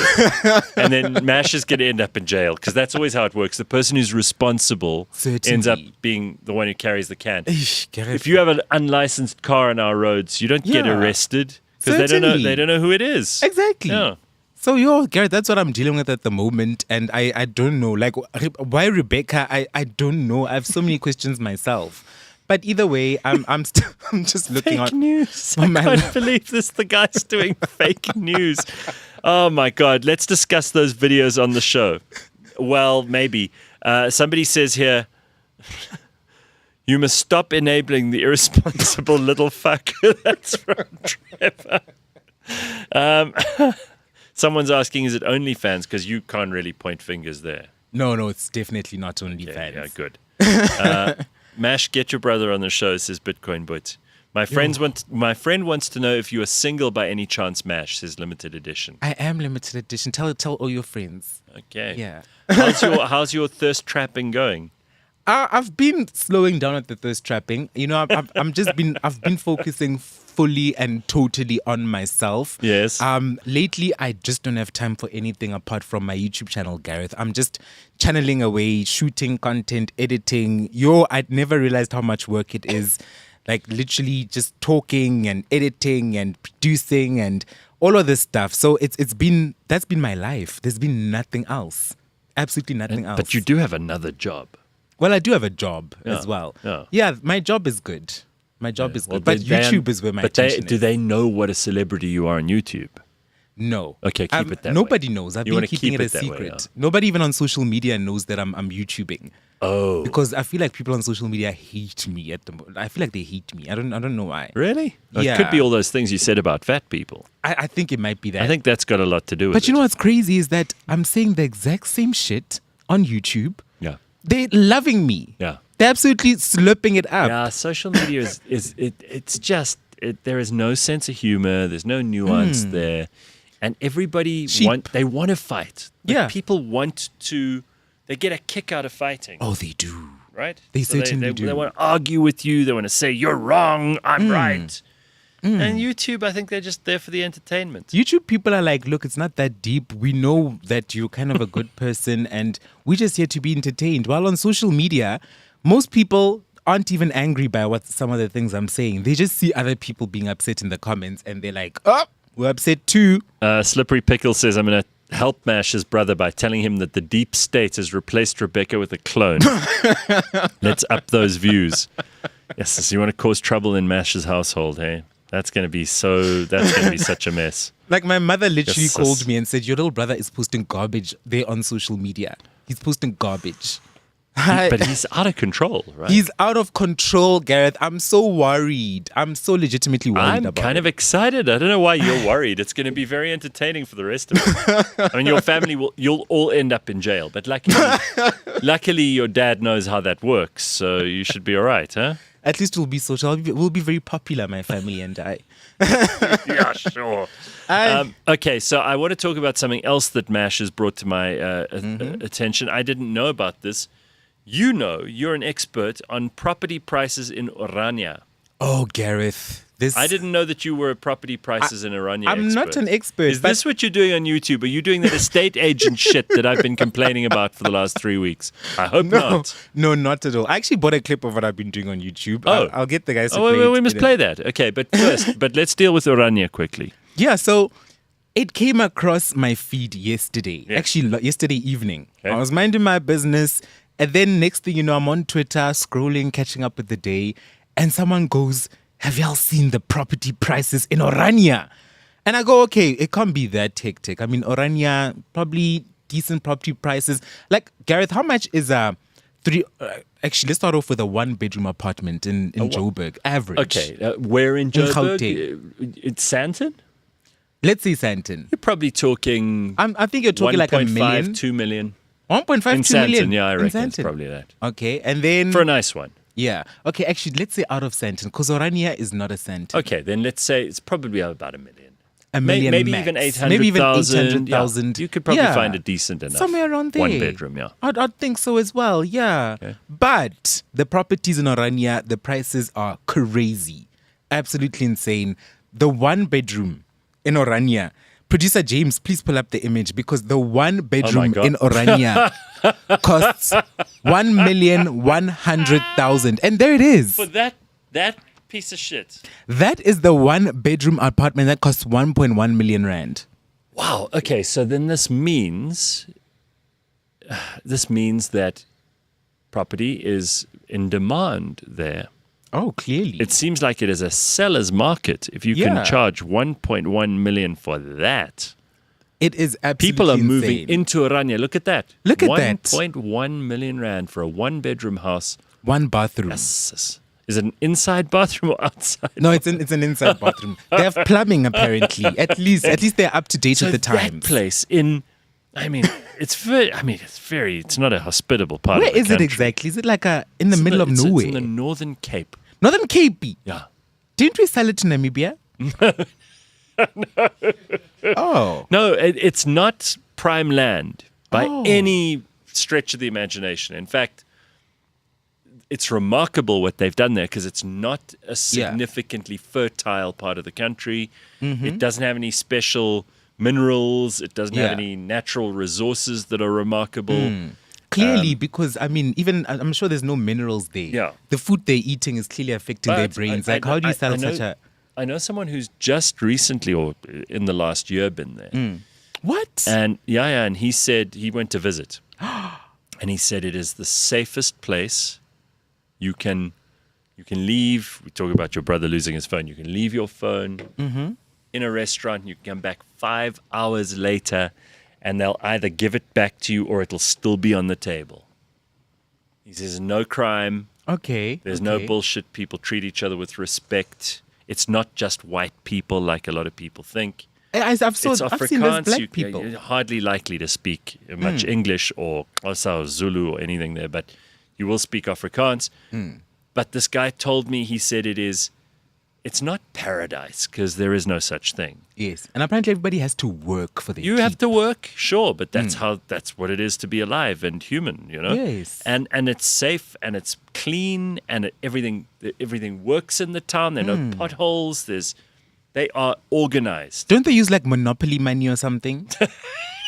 I don't know anything Or about Monopoly? I think, don't they have their own currency? Yes. But like you can pay in rands or you could, it doesn't really make a difference. But Wow. it's a self-contained thing and it works. So I don't know why, if anybody has a problem with that, they don't start their own and see if they can make the same thing happen. Absolutely. You know, if these guys can Yeah. do it in that part of the Northern Cape, then good for them. And if they Good can for sell them. that place for 1.1 million, Yo, Gareth. Bonane. you've taught me something this morning. I have some more pictures of houses from Orania. Producer James. Okay. All right, this is great. This goes well with our estate agent bitching and moaning last week. Now, I can't really see the house, but that doesn't look impressive This either. is basically 3.6 million. And this is also what is it? I think it was a 1-bedroom house, if I wasn't mistaken. But, okay, it's a farm. It says their farm Yeah, for so you're sale. getting 10,000 square meters of land. I don't know what you would grow there. Again, maybe it's better on this farm, more fertile than the rest of Orania, but maybe you could grow a bit of citrus. Those look like citrus trees. Yeah, The house is perhaps. not impressive though, Mash. Oh, the house is nothing. The house is literally a shack. You're just paying for the land, So really. 4 million, almost, 3.5, 4 million rand. Yeah. For that farm, that's For that expensive. farm. It's probably not that big. It is absolutely crazy. So there's so many different types of houses there, but most of them are made of That metal. house, okay, now that's a Look at slightly this. bigger house. Yeah, this is a, what is it, 2-bedroom, 2 You've bathroom. really done your research, eh? Yeah, this house is literally made of metal. All the way, it looks Guys, like a barn. I'm imagining Mash putting all his shit in the car, saying to his family, I'm moving to Orania. I'm not buying my brother any more fucking phones. I'm done. Once my family is being chased by the cops because of the lies about Rebecca Malope, I'm moving to Orania. I'm going to getting off the grid. I'm going to live in that 1 million rand 1 bedroom. Mash, I can tell you something. They have that the majority of Joburg doesn't have, and they have water. Oh, Yeah, because Joburg has no. Well, there are parts of Joburg that still have no water. I didn't have water yesterday, just for the day though. Yeah. Morphe's on TV. That is why the world is in the gutter, says Kurt. Kurt, Hi, Bo. are you living in 1923? Hi. I mean, Kurt to- can't even. He couldn't even what's going on with contain you? it. He was like, Kurt, "No, I just have to type I this." think Kurt might have he might have stumbled on our show by mistake. And you will give you a minute to leave. There we go. Okay, Kurt's gone. We won't shed a tear about that either. James, look up a 2-bedroom in Vredehoek in Cape Town.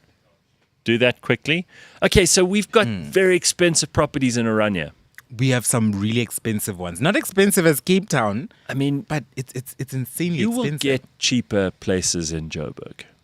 The same amount of space in Joburg you can Yeah. find cheaper. And Yeah. you wouldn't think that just on the basis that Joburg's this huge city and Orania is this little town. Exactly, in the middle of nowhere. But of course, you are paying for the community. It's basically a price of entry in Orania. So it does make sense. Slippery Pickle says, I'm getting married to Casper de Vries and I'm moving to Orania. Oh, wow. Then he says that's what you should say.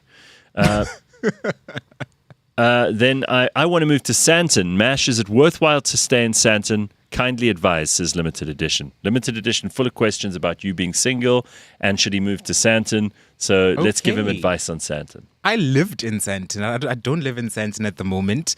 But yeah, Sandton it's worthwhile living in Sandton. You're close to everything, and it's just convenient. Yeah.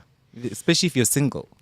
Yvonne Kutsia says the water in Orania is the best in the world and you drink it out of the tap. Magezem pompin. Don't we all drink water from taps? Yeah, I mean, Joburg waters, when it works, it's actually fine. It's pretty good, We yeah. actually have pretty good water when it works. Absolutely. But yeah, I'd imagine any of those small towns where you have a borehole, you get that really good. good water. Yeah, that's good shit. So Yo. I'm sure that Orania would compete with the best in the world. I also think that we haven't seen any houses that I would want to live in so far. Did you look at more expensive houses? I looked at all the houses. they not? They're not really impressive. They all have one thing in common. All the houses in Orania. So much closet space. So much closet space. I was shocked. I was like, how much clothes? What do you think that means? I don't know. What do you think that's all about? I have no clue. What are they hiding in No these double closets? stories. They're No all dou- single story. They're all single story. Most of them are made of metal, and some of them literally are asbestos houses. A lot of them are actually asbestos houses, Ooh, but similar that's to the dangerous. American ones. That Yeah. asbestos. That's not good. Oh, it doesn't look very fabulous. You sure I'm not about gonna that? lie. Maybe just dry walling, not asbestos. Yeah, 'cause I don't think maybe you're dry allowed to walling. build asbestos Yeah. anymore. Oh yeah, it definitely was dry walling instead. Yeah. Okay. Well. Oh, look at that. 1.5. Guys, that's a very small house. That looks like 2 containers that have been pushed together. Look at that house, and it's all sheet metal. It's all It's metal, a 2-bedroom for 1.5 million. made of metal. I'm fascinated that you have unlocked an entire world of information I'd never paid any attention to. It is absolutely shocking. Property prices in Orania. I It's didn't even insane. know that there was. I didn't even know they listed on Property 24. Okay. Well, you've taught us all something here. There we go. Bitcoin But says the closet space is for all the slavery memorabilia. Okay, all right. Enough of that. I want to get to a big issue that we've spoken about on the show before. Yes. We know Leanna's on the stuff. We know lots of people, celebrities that are on it. We've got to talk about Ozempic. Ooh, Gareth. What did you think I was going to say? Because you looked very concerned when I said Leanne's on it. You were like, oh, that crack cocaine again. Show them the picture of that man from the 1800s. Hard drugs have been here a long time. Take a look at this guy. He's definitely in hard drugs. Oh my goodness. Right? He looks like a lizard. That's what the hell's going on there? That is terrifying. That's either heroin or crack cocaine, and that's in the 1800s. Oh my So, word. we're not talking about that, but we're talking about Ozempic. Yeah. What's happening with Ozempic? Well, everybody who's on it is starting to look a bit odd. First, before we show you these celebrities, Okay. I want you to watch this. This is a video I stumbled upon the other day. I think Ozempic is really screwing with people. Nothing is for free, hey? Of course, there's no free Your- lunch. Except for your brother, of course, who gets free phones. But nothing is for free in this world. So everything that's worthwhile, you have to work for. Certainly. There's no magic pill that'll make you happy. Mm-hmm. There's no magic pill that'll make you in love. There's no magic pill that'll make you rich. And there's no magic pill that'll make you fit and healthy. Certainly. Most of that you still have to do yourself. And many people who are on Ozempic acknowledge that. So I'm not fighting with them. Yes. I also think if you're morbidly obese, you need all the help you can get. Certainly, yeah. And I'm not against Ozempic, but I did joke right at the beginning that I'm a little bitter and twisted about the fact that we have to work hard to stay in shape and to get in shape and to not be fat. And, it's tough. It's tough. I mean, you've walked this journey very publicly. Yes, it's a lot of work. And I feel like these people in some ways are taking a shortcut. Well, certainly some of them are, like the Hollywood kinds. Okay. But if you're if you're a morbidly obese person and you get on Ozempic, I don't have a fight with you. Certainly. Yeah. Right. Watch this video, and then we'll talk about this. And I want to hear what you think in the comments too. So if you haven't joined in this conversation yet, this is where we need you to jump in. And I see already Zelna's got stuff to say, Yvonne, Koketso. So let's take a look at this first, and you tell me what you think. If you're planning to lose 5 to 10 pounds, your facial aesthetics will change. And that's a huge problem because all of these drugs work. In the short term, but long term, people are stuck on them. You look skinny, older, and without a butt. And now your face is deflated. If you turn it at an angle and somebody takes a high-res image, compares before and after, they lost mid-face fat. Which is the worst. I said, you know what I do 100% of the time now is I take care of women's breasts. I don't do faces anymore. I don't dabble in these things. If I'm the younger version of me, I should be getting my fat grafting. Marketing this Ozempic Face solution because fat done right is the only answer that I can even see right now. So those guys obviously are plastic surgeons. They were talking about how you need face fat. Yeah. Not enormous amounts of face fat, but if you get that gaunt look, and we'll show you some pictures now of who we're talking about. You might have seen some of these people. This is why people are starting to say Ozempic Face is a real thing, and Ozempic Face is the price you pay for being thin. Everything has a cost. So here, you wondered what it was. We all thought, oh, miracle drug. Yeah. Finally, everybody can be thin. We don't have to feel bad about ourselves. We don't have to be unhealthy. We don't have to go and spend hours and hours at the gym, and we can eat whatever we want. We'll just eat less of it because we won't have an appetite. But here's the Ozempic. It's going to sort everything out. Well, take a look at this. El Ozempic Face es real. Vean por favor todos estos rostros cómo quedan después de administrarse, en teoría, Ozempic. ¿Qué opinas? ¿Se ven bien?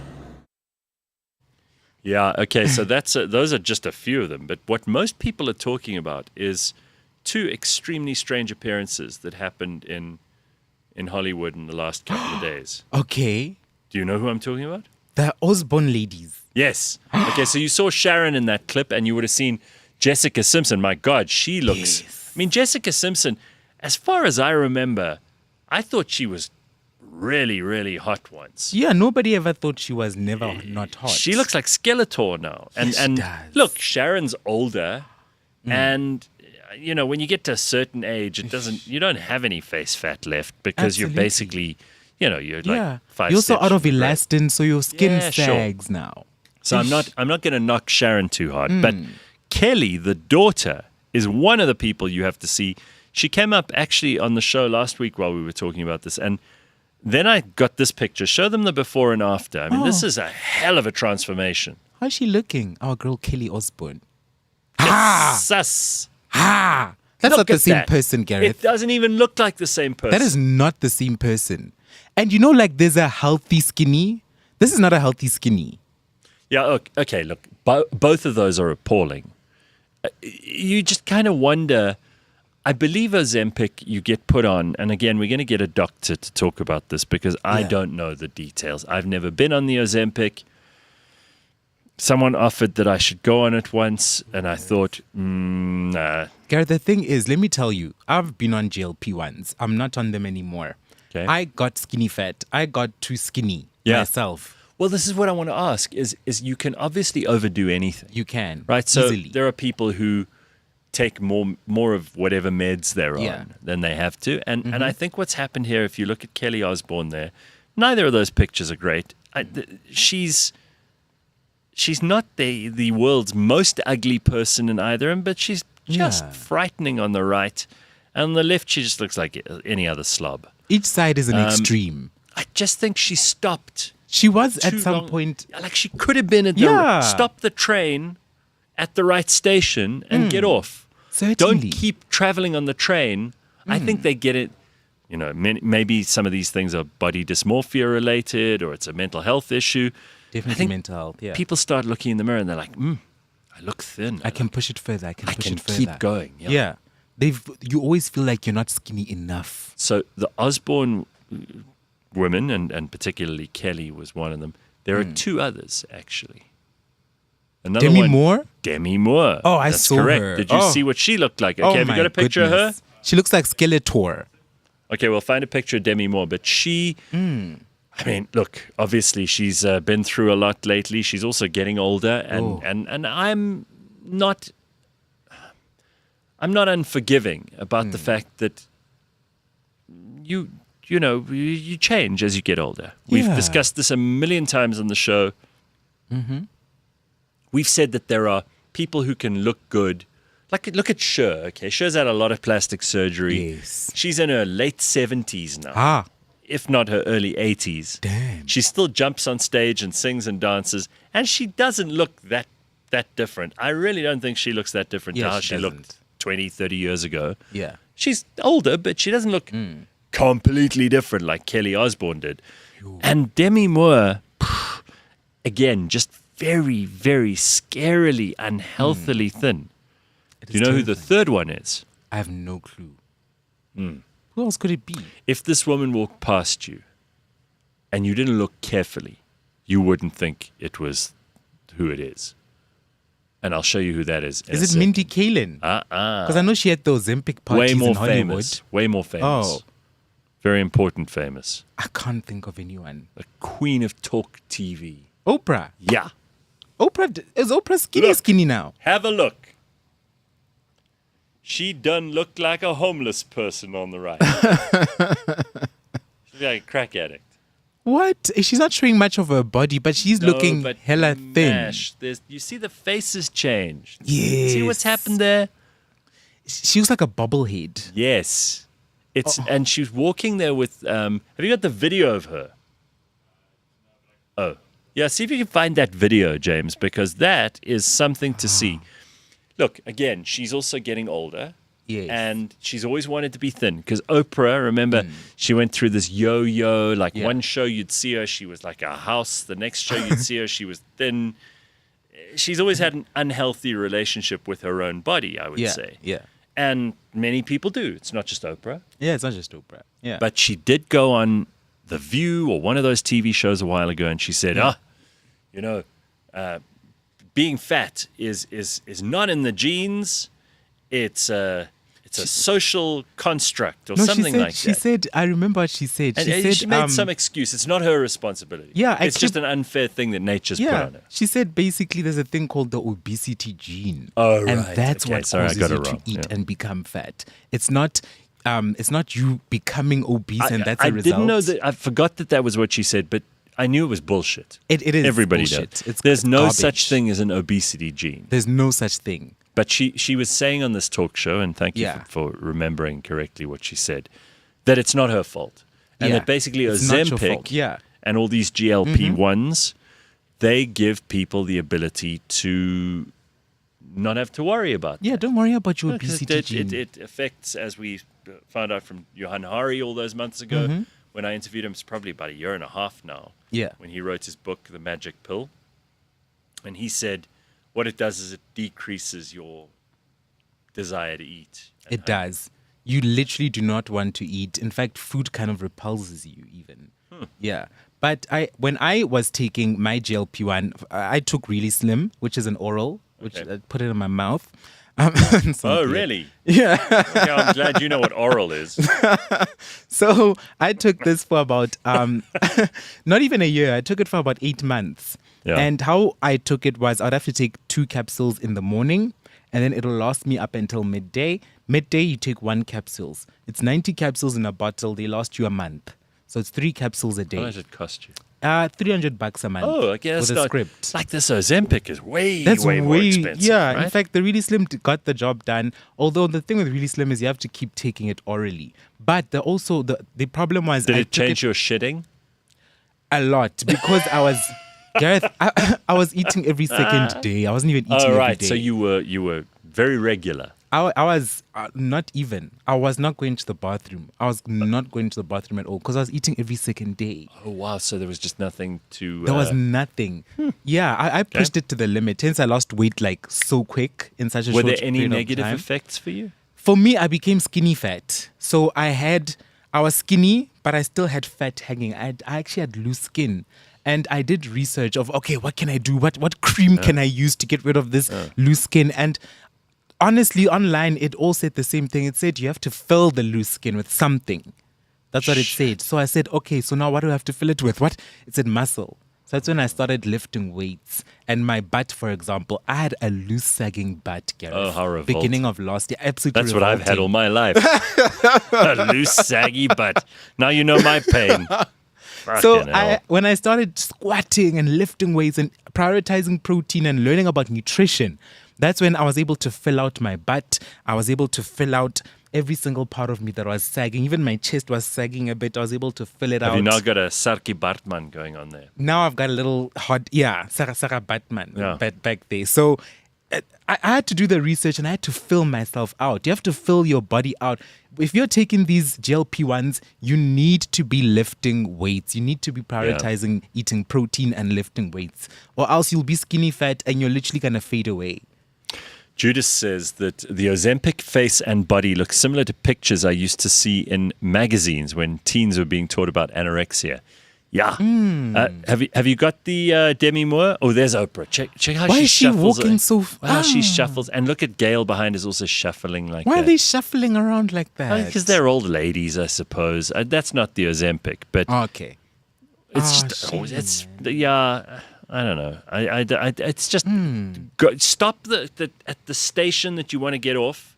When you look, okay, now I've got the right mix of fat and thin. Yes. I'm just in a good place. You can And see then my build facial muscle. expressions. Yeah. Yeah, and then build muscle. Because at the end of the day, what people don't realize about these GLP-1s is by not eating for such extended periods of time or eating so little, you're not only losing weight, Gareth, you're also losing muscle mass. And muscle mass is what actually keeps you okay for so long. It's what keeps you mobile for so long. It's what keeps you energized into your 60s, having muscle mass.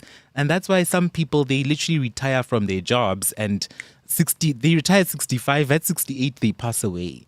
Because they have no muscle mass. They were just sitting all day. They didn't exercise. The most amount of exercise they did was walking to the printer. Apparently, that's really important, especially as you get older. It's so that you important keep when up you get older. your muscle mass. I mean, that shuffle that Oprah and Gail are doing in that video, it's a thing you see a lot of old people doing. Certainly. And someone called it the Biden shuffle in the comment section. But I mean, he famously, like he fell down the stairs or up the stairs 3 or 4 times, and he was just unsteady, and you start getting that like sunken cheek look. Yes. It's not a not real good. thing. Yeah. And you can do something about it. It's not a death sentence. That's the thing. You can absolutely do something about it. Just build muscle, prioritize eating protein, and you'll be good for so long. Mash, have you seen Squat Master from South Africa? Yes. Is that a guy, person? Yeah, the guy who he plays Zulu music and then he's squatting. He has a big dump truck. But Right. his ass is too big. It's not like appealing big. It's like, whoa. James, get us some footage of Squat Master. We need to see who this person is. Everybody in the comment section is going crazy for Squat Master. So it was Demi, it was Oprah. There's Demi Moore. Look at that. No. Look at her. And she's got that front on the dress, which I think is hiding, like you would see the rib cage. For sure. You could see them under her armpit there. She got a facelift at some point. Yeah, and listen, even that, I got to say, maybe 1 out of every 10 facelifts is a tremendous success. Yes. Where someone looks significantly younger or they look good for their age because of a facelift. And I'm not against it. Again, I have no right to tell anyone else what to do with their body. If you do want to do what Demi Moore has done or what Kelly Osbourne has done, you go ahead. Whatever makes you happy, because you have to live in that body. You have to live with that face. But I have seen people who didn't need to have plastic surgery. Oh, yes. Like young people, like beautiful girls who didn't need to do anything. And they, for some reason, they got it into their head. Maybe they have horrible friends who told them something and it got stuck there. And you know how insecure some people get. Yes. And then they started fucking up their hair and getting surgery done and getting piercings and things they don't need. Things. Yeah. Like, don't do it. You're doing permanent damage. Gareth, surgeries have become so easily accessible. From facelifts to veneers. There's veneer techs out there. Yeah. There's so many things out there. All this medical stuff that costs a fortune is becoming so much more accessible, and people are also taking shortcuts. Congo Chris says Demi looks like one of those monsters from A Quiet Place. You know what the issues with these facelifts, Gareth, is that you can lift your face, but the rest of your body can't be lifted. And it's the neck. The neck Have you and the seen, hands give you like, away. Even in the Demi pic, if you can pop that back up quickly. Sorry to go back to Demi Moore, but you see how the neck, you can't really hide. And also there where the clavicle joins the scapula. The shoulder and the collarbone. Yes, it gives it away. That doesn't look good. That looks like a badly put together kids play set. You know? And the hands, the arms, And the hands. Guys, there is nothing wrong with aging. And especially I know that places like Hollywood and particularly pop culture and social media and TikTok and all this stuff, it celebrates youth. Being young is the greatest. Yes. And if you're young and you're beautiful, you're winning. And that may be true for some people who are really, really good looking and are in their 20s and they've got a good head on their shoulders. But I would not swap back to my 20s for anything. I say that without any particular provocation. I haven't been thinking about this especially hard. Yeah. But I look at Demi Moore and I think, holy shit, she still is. She's good looking. Don't get me wrong. Her plastic surgeon didn't do a horrible job. So I don't think she overdid it. Yes. She's overdone it on the weight loss, but she hasn't overdone it with the face. And I just think, you don't need, Demi, you've won at that game. Once you've won at something, then you stop playing that game. You find another game. Exactly. And you are a very, very talented woman. Apparently she's been an amazing wife. I don't know if they're still married or if she's looked after him, but Bruce Willis got very ill. Yes. And she looked after him and she really put in an enormous amount of effort there. And I think they were divorced and then she decided to because they've got kids together. Yes. Get back involved. She seems like a good person. Yeah, she does. Famous movie actress rather. She's done lots of successful movies. Yeah. I don't see why she feels the need. If you're at her age, she must be 60, 70, somewhere around there, right? yeah. If you are her, so get fat. Exactly. The hell, if you feel like having a cake at her age, she's earned the cake. Yeah. Right? And if she's got another 20 years to live, she can afford a little bit of cake. Easily. Don't feel bad. Demi. She's 63. Have a go. No one's going to go, that Demi. You know, it's like the Madonna syndrome of like you always need to be eternally young. It's just nonsense. Yeah. Madonna should now be a bit more like a Gran. I always say either allow yourself to age gracefully and be remembered as the legend that you were, Yeah. or try to be relevant for long enough physically that you end up dying a villain. That people end up saying, "Oh, did you see how she was in her last?" People that becomes your legacy at the end of the day. Look at the likes of. I don't want to use Michael Jackson as an example, but I mean, you always hear what people say about Michael Jackson. Yeah, but you know because of the plastic surgery. Because of the but surgery, not because of the unfortunately, vitiligo. and he never lived long enough for us to see what he might have looked like old. Yes, Because he might have looked the same because of all the surgery, right? I mean, Yeah. Diana Ross still looks the same. yes, Because of all the plastic surgery. And there are other much worse examples. But maybe I lied just now because I said I haven't thought about this a lot. But you know what keeps coming up on my feed and made me think of this probably more than I should have this week? Okay. Those videos that they do with AI where they de-age or they age people. So Yes. they play like some music that is very nostalgic, and then they've got someone like Daryl Hannah, you know, who's this beautiful actress from the 80s, and they show how she got how she changed as she got older. So they've got like Yeah. a before and after, like we showed with Kelly Osbourne. And I watched a couple of those, and then they kept coming, and I found myself at like the 1 a.m. watching just reels and reels of these. Okay. I mean, it was some of them. I thought, oh wow, I wondered what happened to that person. Yeah. But you know, yeah. when someone also, when they get old, and I'm talking about old beyond 70 old, don't be offended if you're beyond 70. I don't think you need to worry as much. And probably most people at 70 don't. It's maybe only the Hollywood people who do. Because your looks at that point are not the reason that someone loves you or doesn't love you or knows you or doesn't know you. Yeah. At that age, it's no longer about that as much. I feel like by like 60 even, not even 70. Probably. And, Yeah. and yes, of course, it always helps, and some people do age better than others. And I think every line is part of your story. Yeah. It's just go for it, man. Like when I get to that, that's when I'm waiting to get fat. Yeah.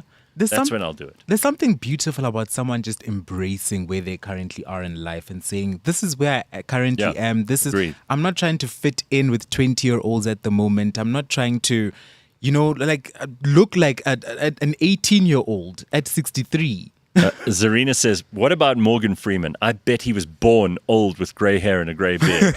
It's hard to imagine Morgan Freeman young, right? Actually, I can't imagine him young. I've never seen him young. He's always been old since I was a child. Yeah. Like Pharrell and Morgan Freeman. Yeah, Pharrell also, he's always been young. And Yeah. he looks exactly the same now as he did 30, 40 years ago. What does he do? I don't know. He's got some magic voodoo Yo, shit hope he's not going doing some Ellen stuff. on. With what did you bring up last time? The adrenochrome. No, the stuff about babies. Ellen, the babies. Yes. Yeah, that's bullshit. No, it really is bullshit. And I think you got to call this out. There's enough conspiracy stuff out there. There are enough conspiracies that have been proven right. I think we can now start being a little more ruthless about separating the wheat from the chaff on the conspiracy front.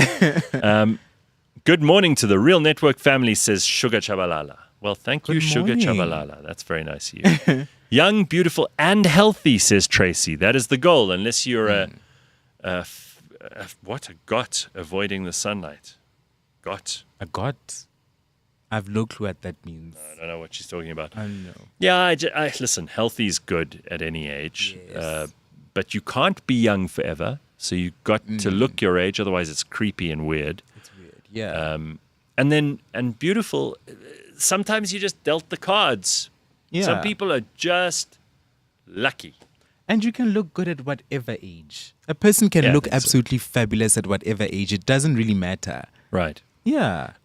Tom Cruise is also a good ager. Yeah, he is. It's a good example. Morgan Freeman was old. I watched Shawshank Redemption. That was 30 years ago. Yeah. And he was really That's old congruent, then. Chris. That's correct. Pharrell Williams said in an interview the ones that he exfoliates his face every day. Okay. maybe that's his key. We all exfoliate every day. No, we don't. I exfoliate every day. Okay, well, then you do. Then you'll look like Pharrell. You'll look like MASH, like you do now, in another 20 years. Okay, I don't even know. James Flex, do you exfoliate every day? Yeah. He says he's been putting cream on. No, he says he barely does. He barely, Flex, what's your beauty? he barely puts cream on. What's your beauty? On Flex, his what's your eyeball. beauty regimen? They just use Vaseline. Vaseline. Vaseline. At least he's not Wow. ashy. Yeah, or at least he's not ashy. That's all that matters. I mean- also, these guys have good skin. They never had to struggle. With Vaseline, you must just put. You just put. That's all you have to do. Have you seen Bonang Mateba now? Says limited edition. Are you looking for? Are you looking for us to get into trouble here? Hey, what's happened to please, Bonang? I don't Is have it good? Is it 500,000. bad? Yeah, please. What's happening? I saw her the other day. Actually, a friend of mine works with BNG. She's I'm a sure she wine looks connoisseur. fine. She's always a beautiful And woman. She looks beautiful. She Yeah, I'm looks sure. fine. I don't know what this person's referring to, actually. Yeah. Congo Chris says the secret to immortality lies in Garrett's hair. It hasn't changed since the 90s. It has not changed. But, you know, I wasn't joking when I said to Ben the other day that I am going to grow my hair longer than it's ever been this year. Ooh. Just for shits and giggles. I'll probably look terrible, but I'm willing to do Yeah. it. If I'm not going to do it now, when am I going to do it? Have you ever grown it long? No. Yeah, it's I good really to have- explore. I have had pretty much the same haircut since I was 11. So, Yo. yeah, so I don't think it's time to do It's something. good to explore, like push your limits, push your boundaries. Maybe you might have a comb out and And if look I like do moist look- critical. And if I but if I do look shit, that's also all right. Yeah, that's fine as well. Because I don't care what it is. Yeah, I've also been exploring with my hair, Gareth. I've also been like letting it grow. What you gonna do, cha? I've been just balling it up. Yeah, I can and- see that. And I've been exploring because I've like I grew up in a family where cheese cop, wire. Yeah. And I was like, look, I'm finally have the freedom with my hair. Let me just play around. Let's see what works for me. Are you And getting good feedback from people? I'm getting very good feedback. People are liking it. My mother hates it, but everybody else likes it. That's all that matters. Okay, Koketso says, is the exfoliation, is that not a lemunsaki? My grandmother used to use it on me a lot. So that's like what, like when you put lemon in Yes. it? Okay, yeah. It's but that is an the exfoliant. orange bag. You can use Yeah. that. But I used The to use a Lemunsak. brush. I used to have a brush that I literally would brush my face with. Wow. But now I use a scrub that has, and I mix it with pap. I put maize meal in my Look at scrub. you. But this is like you remember when you had your special peroxide cream? You've got all the Is stuff. this like that? I feel like many people do this. I think you should open up a line of products. Yeah, like my pap smear face scrub. I'll call it pap smear. Don't call it pap smear. That's Okay, because a I'll pap give it a smear is when they take a Oh no, I can't call it that. a Okay, I'll call it vaginal a pap, sample and a pap scrub. no, still avoid the word no, because it's going to be misunderstood. Okay, I'll think of another name. But it works, Gareth. You take your face scrub. So I use I don't want to plug them, but it's fine. I'll just mention No, them. you can. It's the Categura face scrub, the blue one. Because you know what's going to happen now is It's gonna sell out. all people. It's gonna sell out. Last time I told them to use hydrogen peroxide, it sold out nationally. So I'm scared. Okay.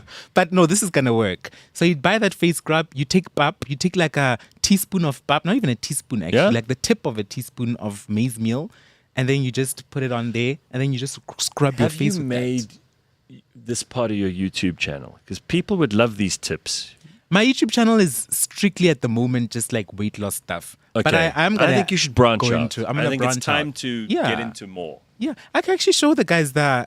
Yeah, let's see a of my, clip of MASH. I made You a can get little an idea of super what he's cut. busy I with. made it very quickly. Yeah, that's cool. But Let's take a look. Go on.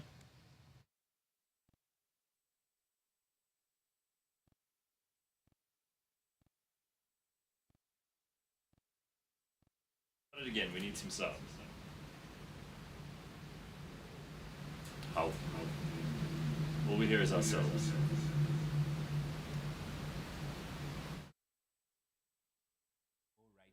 I'm not trying to hate. I'm just being real, girl.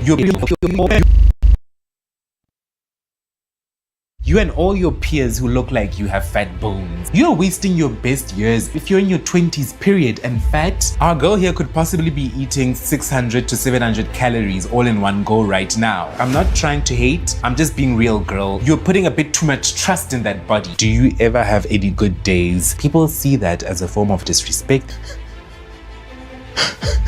I hope all the patients are still alive, because what were you doing? You can't be a hog every day. You know, on some days you need to tone it down. That ketchup is gonna zigzag right into your belly fat. Okay, I love it. I love this So, stuff. yeah, I think I've seen a couple of them, so I must pretend I don't know what you're up to. Yeah, it's a fun little channel. You know, I keep it light, but I am going to branch out. I am going to be sharing way more stuff because my audience is begging me for more content. So, Good. I think you should have these tips like your peroxide face lightener, your pap smear. Okay, so Bitcoin Boot says, warning, don't upset black people by calling something pup that isn't pup. Oh. Apparently that's a thing. Upset which black people? Pup has multiple uses, says Dinejo. And then Cabello says, African moms will slap us for wasting food. It's not wasting food if it's making you look good. It's not wasting food. All right. Okay. You should host a South African version of Super Size versus Super Skinny, says Melissa. Yes. That's a good idea too. That's an amazing idea. I should actually pitch that. All right, I want to show you one other thing quickly. There's so much to go through this morning. So this is a monkey that they found in South America, but it was named by the Peruvians probably about 600 years ago. Okay. It's a very ugly monkey, and they decided to call it the English monkey. You'll see the translation is Spanish. And in the native Peruvian language before that, they had the same. It's an English monkey. And you can see why.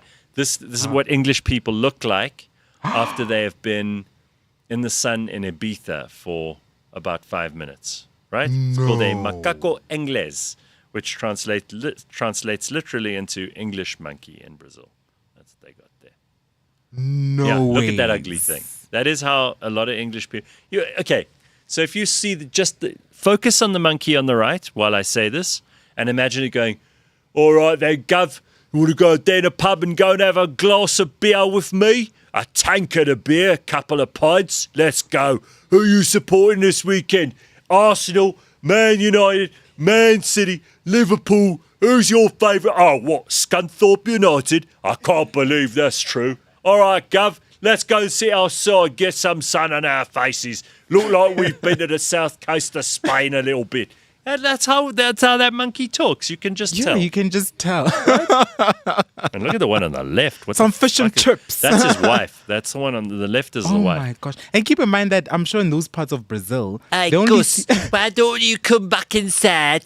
Been standing here with children upon children, giving me a hard time. fish and chips with peas. There some we go. Chinese. That's how she talks on the left. I'm telling you, Oh that's right. my gosh. So those people who named that thing the macaco inglés, they were spot on. Because all the English people they see are people who came on vacation and they've been laying in the sun. Torre and they're pink. Melinos, Torre Melinos. I'm telling you, that's what it is. That is Speaking of the crazy. English, I did see Senator Kennedy in America had some choice words for Keir Starmer. You know Keir Starmer, the Prime Minister of Britain, is the most Yes. unpopular Prime Minister in history. Yeah. Yeah, take a look at this. The United Kingdom was founded by geniuses, but at the moment it's being run by idiots. I'm not a big fan of the Prime Minister, Prime Minister Starmer. Now he says you can use our bases. Thank you very much, it's a little late. We don't need you. He also is trying to give President Trump advice about how to conduct the war.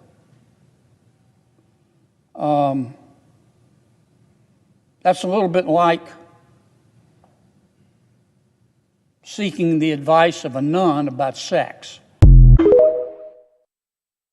Seeking the advice of a nun about sex. That's hard. Hard words for Keir Starmer, who is probably going to be out on his ass soon and look like one of those monkeys that you just saw standing in some tropical place trying to get some sun.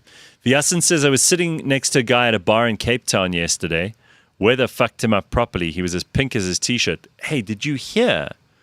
It was like 40 degrees in Cape Town yesterday. Yeah, people have been talking about a heat wave in Cape Town. I'm like, what heat wave? It's freezing here.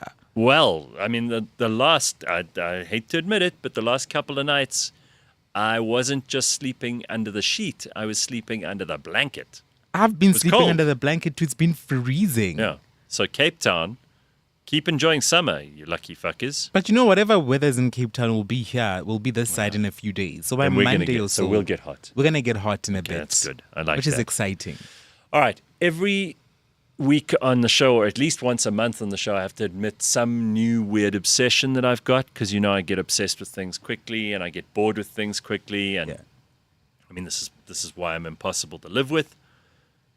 But I started watching videos and I am amazed at the talent of people who make jewelry.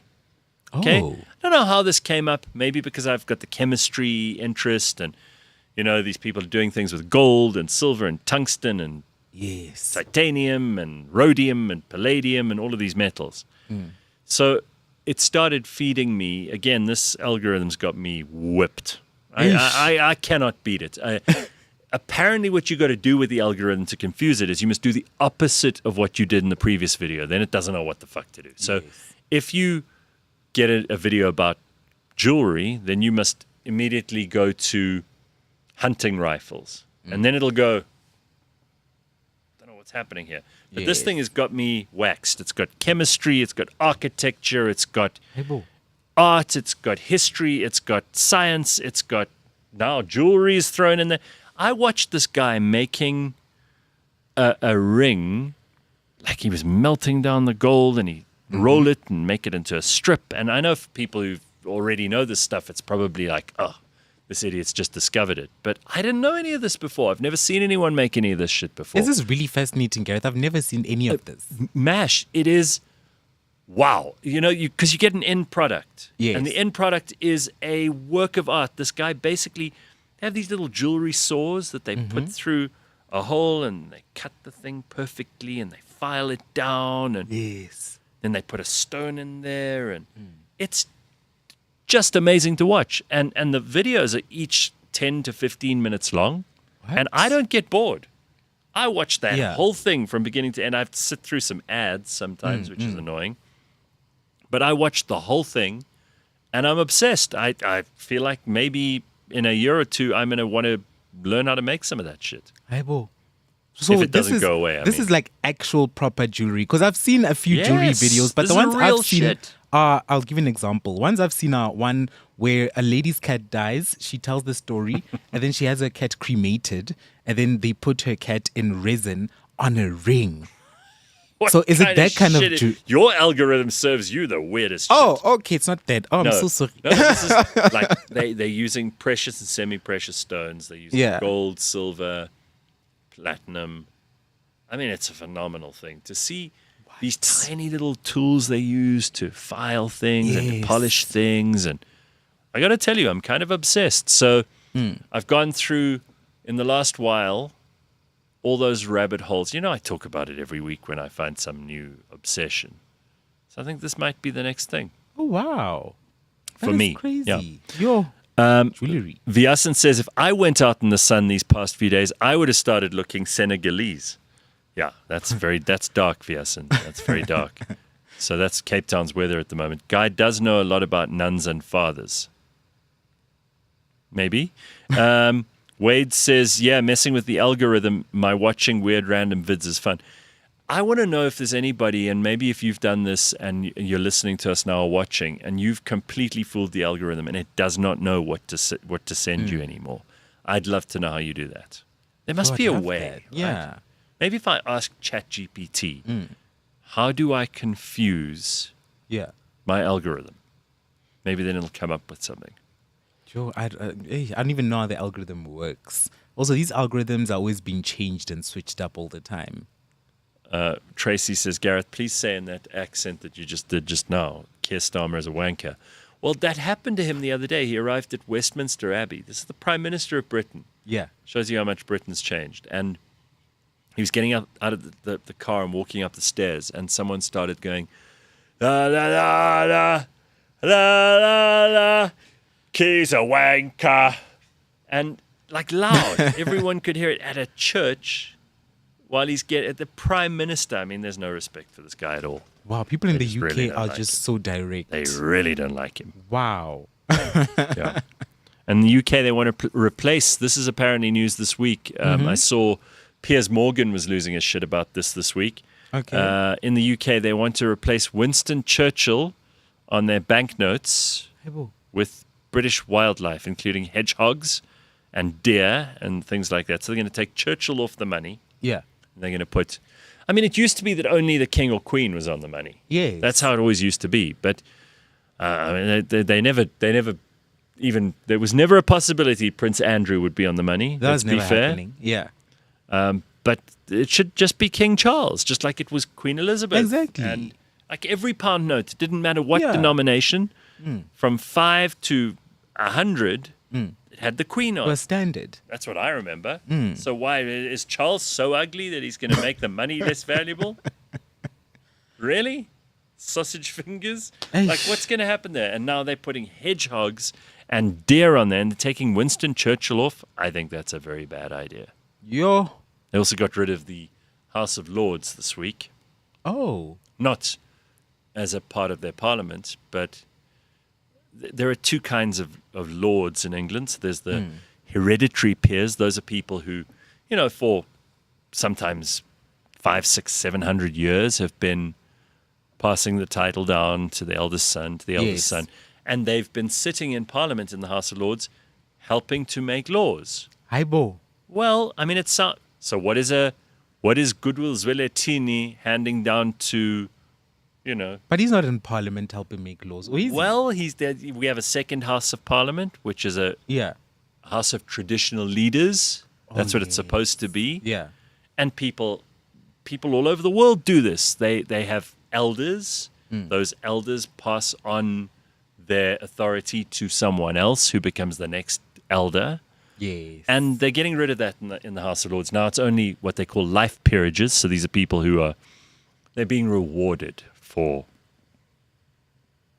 contributing to society in some way. So if you invent something, or if you're a great philanthropist or whatever, they can either knight you, they can give you an OBE, they can give you a medal, they can give you that. So now or you're they can make earning. you a lord. Yeah. And then you go and sit in parliament. And what they often do is people who have a legal background who they want to keep in the system, like retired judges or people who've helped write laws or politicians, they then send you to the House of Lords. But basically the House of Lords is now just filled with lawyers, which is a horrible idea. Sounds awful. Yeah, you want it to be a prestigious thing. There's this guy whose family have been involved in the community somewhere for 500 years. That you don't want to throw that away, even if they are a degenerate aristocrat.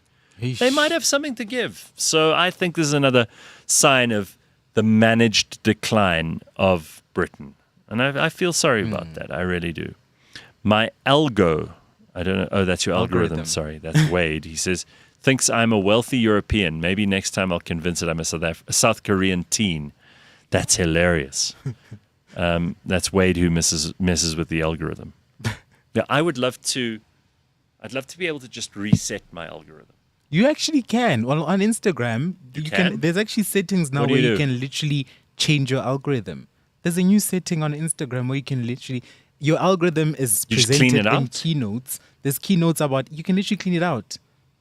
I'm not even joking with you right now. If you go on Instagram and you start scrolling through reels, some of them will say they're relatable content. It'll be like a little gray block. You touch that and it shows you your algorithm. You can literally remove things and add things to your algorithm. Shit. You literally now have control over your algorithm. Maybe I must do only this. On Instagram. This does sound like a good plan. Yeah. All right. I think I'm going going to to do it. it. On Instagram. So when you're watching reels, like here it is. It says from Jim Humor, this one video. I touch it and then I say, see your algorithm. And it says your algorithm at the top. And then it's got words. Yeah, it says here, lately you've been into fitness, gains, dark humor memes, and poking fun at love life. Wow. And then it shows me everything. That's you in a nutshell. Okay. And it shows me everything else I've been interested in. It says bodybuilding, memes, relationship humor, food and You dining. have to show me after the show where I have to do this. Yeah. It's right there in your reels. You go to the reels So you tab. got to okay. Let's all do this, everybody, Yeah. because we're gonna fuck with the algorithm now. Okay, let's see if we can do this. So you go into Instagram, you go to your reels. The reels tab, which is the second tab on Right, got it. on the left. And Okay. then as you're scrolling, you should see a grey block above your videos. Is it not showing up? A little grey block above the videos. As you're playing videos, a little grey block should show up above the videos. Okay, yeah. Hang on, let me just see. Little grey block. I'm not. It's not. You're not working. getting it. No. You That must is so- be. You must have oh, some. you can touch the settings on the top right. Okay, we're all good. We're all doing this. So here we go. Okay, settings top right, and then Yeah. what am I looking for? So, no, from the reels. So you go to the reels, Oh, and there's a settings button on the top right. Okay, So you touch that settings button, it says your algorithm at the top. how? We're gonna have to do this some other time. I'm gonna get this wrong. I'm gonna get it wrong. I'm gonna screw this up. So you can edit it though. I just wanted to see what my word cloud would be. I'm very keen to do this. All right, Mashiane, thank you very much for popping by with us this morning. Thank you, Gareth. And you have an awesome weekend. Oh, I'm gonna. What are your plans? Anything I'm exciting? just gonna be YouTubing, and that's it. That's Getting it. up to mashcapades. And mashcapades is good. That's a good word. That should be your YouTube channel name. I think I'm gonna make that. And make sure your brother doesn't screw up any more phones. Oh, jeez. And Rebecca Malope, please, girl, don't sue Yeah, us. please. We don't need. We My don't family- need these sefutis against the Malopes because there's been fake news made about Rebecca being dead. Please. Yeah. And tell your brother to calm the hell down. I will. All right. All right. Very Cheers, good. cheers, Gareth. Thank you, Mash. All right, we've got so much more to come still. I'm thrilled that we will be joined in a short while by Beverly Stock, the mother of our friend Warras, Warrick Stock, and somebody who I've been waiting to speak to for ages. So, you know, the best place to talk to anyone is on the show. We all have our conversations right here so that you get to be a part of it as well, which I'm very excited about. Because there's a lot that people want to know about Warras, about his mum, about his childhood, and I think many of us feel really close to him, even if we weren't that close to him, because she is probably the person in this world who knew him the best. So there's no one better than that. Might help all of us to get a little closure. It might also help all of us to get to know the guy who we already loved that much more. So I'm delighted to have her here. We'll get to that in a second or two. If you want to abuse James, what's your email address? Won't you put it on the screen? Flex? Please put James's email address on the screen so that if anyone wants to abuse him through the course of this week, they can do that. That's what he's here for. And he's waiting to hear from you. It's his favorite part of the day where he goes to his emails and there's a whole pile of emails from people saying, James, get your act together. James, what's wrong with you? Why do you have such a funny shaped head? Why did you never wash your car? All this, whatever you want to say to him, he's ready for it. All of it. And he's happy to hear from you. So put up that email address, Flex. There it is. james@thereal-network.com. All right. So I mentioned that we're going to speak to Warras's mom, and she is here with us now. It's such a pleasure to meet you. And let me tell you, your son brought so much joy and happiness and courage and love into this place. So he was in this room a lot, and I can feel his presence here, but it's such a pleasure to be with you, Beverly. Thank you. And I I finally can't- get to be in the green room. I know. Well, it's not green when you're on screen. Look there. See? Oh, wow. Yeah. Okay. Look, magic. So listen, first of all, how are you? Oh, the dreaded question. No, well, I mean, it's what How am everybody's I? thinking, Yes. right? And you've probably answered this a million times. So. I'm stronger than I thought I would be. Let me put it that way. Because, you know, when you think about the sort of tragedy happening to myself, I thought I would not manage, have a complete mental breakdown, stay in a room crying 24/7. But now the reality, I'm actually much stronger, Gareth. I'm soldiering on. Yeah, well, you're made of strong stuff. I mean, certainly Warras was made of strong stuff as well, so he must have got it from you. I hope so. But you know, I didn't realize, and we were talking about you when I think it was Marvin and I the other day, and that you had to go through this with his dad as well. The same thing happened. Yes, we did. Yes, I did. And is that not just so eerie? So Warwick's dad was shot in Krugersdorp at the age of 34. That was in 1994. Warwick was 8 years old. And as his dad's cousin who reached out to me said, she reminded me, she said, like Leon, Warwick died with his boots on. He didn't die having fun, at an event. This person was working on the 16th of December. That's right. Which was a public holiday. Which was a public holiday. And he met his fate exactly like his father. Shot and then dies on a street. Not at the hospital, not in an ambulance. So this is where we find ourselves. It's only been 2 months. It has. And I'm sure it's been a really tough 2 months for you. It always is. These things, and I say always is like I know, but for a mom, there's got to be nothing harder in the whole world. I don't think so. I honestly don't think so. So whoever chose to take him from me, because I'm at the angry stage of my grief now, and you're entitled to be, right? The fog. So the first few weeks were just a blur. And then exhaustion. But now I'm angry. So whoever chose to take him away from me doesn't realize that the story didn't end on the 16th of December, at 12:17, which is the time the shots rang out. For me, it was the beginning of what will be the end for me, because I'm going to carry this now until the day I die. I'm going to carry it until the day I die. Because, as I've said to other people, Gareth, whether your child is 4 months or 40 years old, when you get the phone call, like what happened to me, that he has been killed, you definitely go through the same physical pain as what you experience when you actually give birth to the child. It's you can't explain it to other people, but yes, that's the emotion that I went through on that day.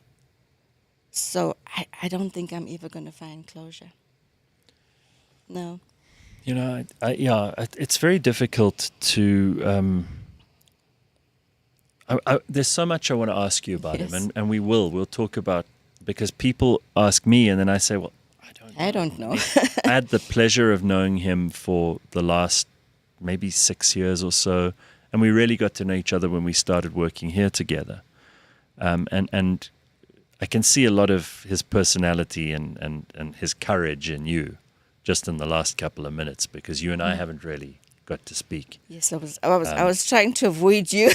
No, ever since we first chatted in January, I said I'm not going on to Gareth's show. I know, and I'm so glad you did this, because really it's as much for the audience as it is for me, as it is for all of us here, because he was such a lively, fun, cheeky, brave guy. Stubborn, opinionated. Yeah. Was he hard to manage as a kid? He was very hard to manage. Really? Yes, he was. When did you realize that he was the kind of person? Because I think you, as a mum, realize this very early on. You realize you've got a kid here who's not going to just accept authority, and not conform. And for many mums, that means you got to dish it out, the claps. No, my mother had to. With Warwick, he was raised by a village of women. Uh-huh. So in our family, he was the first boy.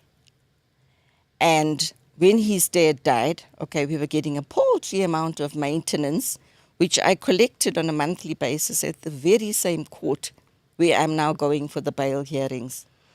So you see how... God. So his dad died, and my family, my sisters, my mom and dad, that's the village of people who raised Warrick from that day until, until he got to university and then left, decided he wanted to be a DJ, until he was able to support himself.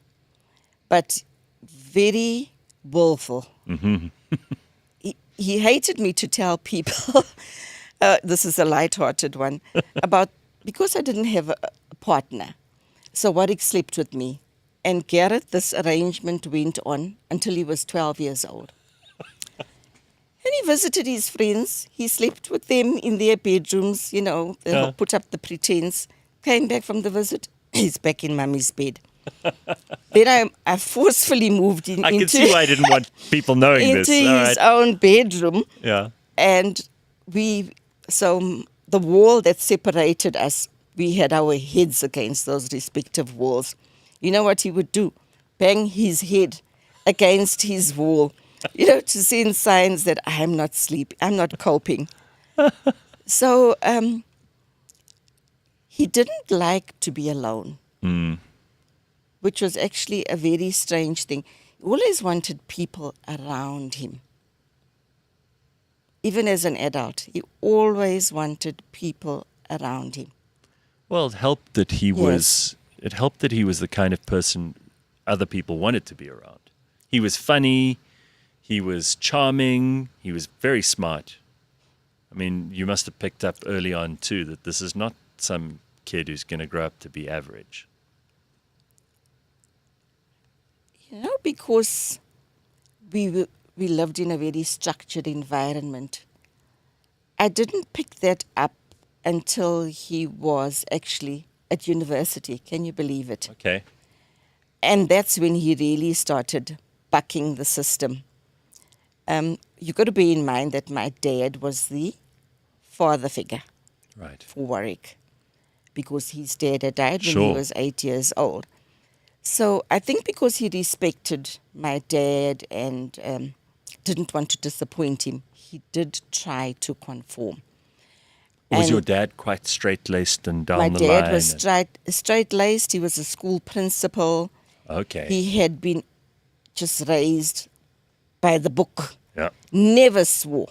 Right. Can I leave that part hanging? Yes. Zero expletives. Because I don't know whether you remember, but that beautiful memorial where Fresh said to me, in one of the breaks while we were applauding someone who'd gone up and said something, and they were all brilliant. Yes. Fresh said to me, you can tell a lot about somebody by the quality of the speakers at their memorial. Yes. And I mean, there were beautiful speeches, but there were two things that I don't think the SABC has ever had on air before. When PH said the P word. Yes. And the SABC apparently, because we were there, we didn't see it live, but they had the newsreader go on afterwards and go, we'd like to apologize to our viewers. So Warras would have liked that. Your dad wouldn't, obviously. Dad would have been horrified. And then the other one was, I think there was a thing, there was also some story, it could have been what Pearl told, I can't remember, but there was something else where they actually, they cut transmission for a couple of seconds and then came back. Because I do like the fact that at his memorial, he was breaking new ground in terms of the rules being broken, No, the memorial was absolutely beautiful. So you say your dad, sorry, we'll get back to the memorial, but you say your dad was quite straight-laced and he was a father figure for Warrick. Yes. What kind of a childhood did you have? I mean, tell me a little bit about your story before we get straight into his, because without you, there's no him. My parents got married in 1952.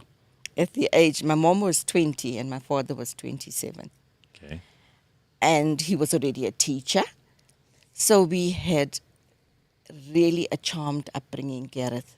A very charmed upbringing. Where was this? Those years, they used to post teachers around. You must remember it was the Department of Coloured Affairs. So he did teach briefly in Vryheid, which is where my mom was from. And then he went to Pietermaritzburg, I think the better part of his teaching. No. Then he was transferred to a place called, it's called Ngalo. There's no English equivalent, but it's about half an hour's drive from Ayatollah. In the south of KZN. And he was there from 1960, when I was born, until he retired at 1985. Our nearest neighbors were hills away from us. Really? It is so rural. And it's funny how things work out. In that my dad was depressed when he had to retire at 60, but that was the retirement age at the time. And we as a family could see it. And there I had Warrick. So Warrick was born in November of 1985, and my dad retired in December of 1985. It gave my parents such a new purpose in their lives. Phenomenal, huh? Yes. Nothing's for no reason. Nothing and timing is for no everything. reason. Timing really is important. Yes. So he was obviously your father and your mum clearly Yes. were fairly devoted to him, and he had these grandparents in his life from day one who were doting on him. They were doting on him because I left Johannesburg at 8 months pregnant, and I went back to Vryheid and stayed with my family, my parents, until Warrick was 4. Then I came back to Johannesburg. I tried to bring him Gareth. He cried every day. Maybe I should be telling you that's where he dug his heels in. Yeah. He hated it. Yeah. The whole, getting up every morning, rushing through Hillbrow, which is where we lived, Bria, taking him to a creche. This was a boy who was used to running around on a farm in an underpants without shoes on a farm with chickens and his dogs and being brought here. So I took him back to Vryheid, and I went back in 1994, 2 months after his dad died. Not that we were in a relationship, but I just timed it so that I could be back home. Warrick was 8 years old. So my parents actually, I think, in had those more formative years. of an influence on shaping the person who he actually became. Well, I mean, you say that it's obviously genes are strong here. Yeah, Yes. I mean, there's clearly like a line of characteristics that I'm sure every parent sees, every grandparent sees, every child sees in their parents, and it's a phenomenal thing to see how that manifests in different circumstances. What was the thing that Warrick would do that reminded you most of your dad? He was the gel that kept our family together, like my dad. Because I'll keep repeating to you, before his boys came along, they were just girls. And then lots of bickering and fighting. So Warrick was the one who actually kept everybody grounded. Tissue. Oh, sure. James, tissue. Make it exciting. Yeah. He was the one who, like my dad, just kept us together. Like, don't be silly. What is this argument about? Let's all just be together. And, of course, the physical affection.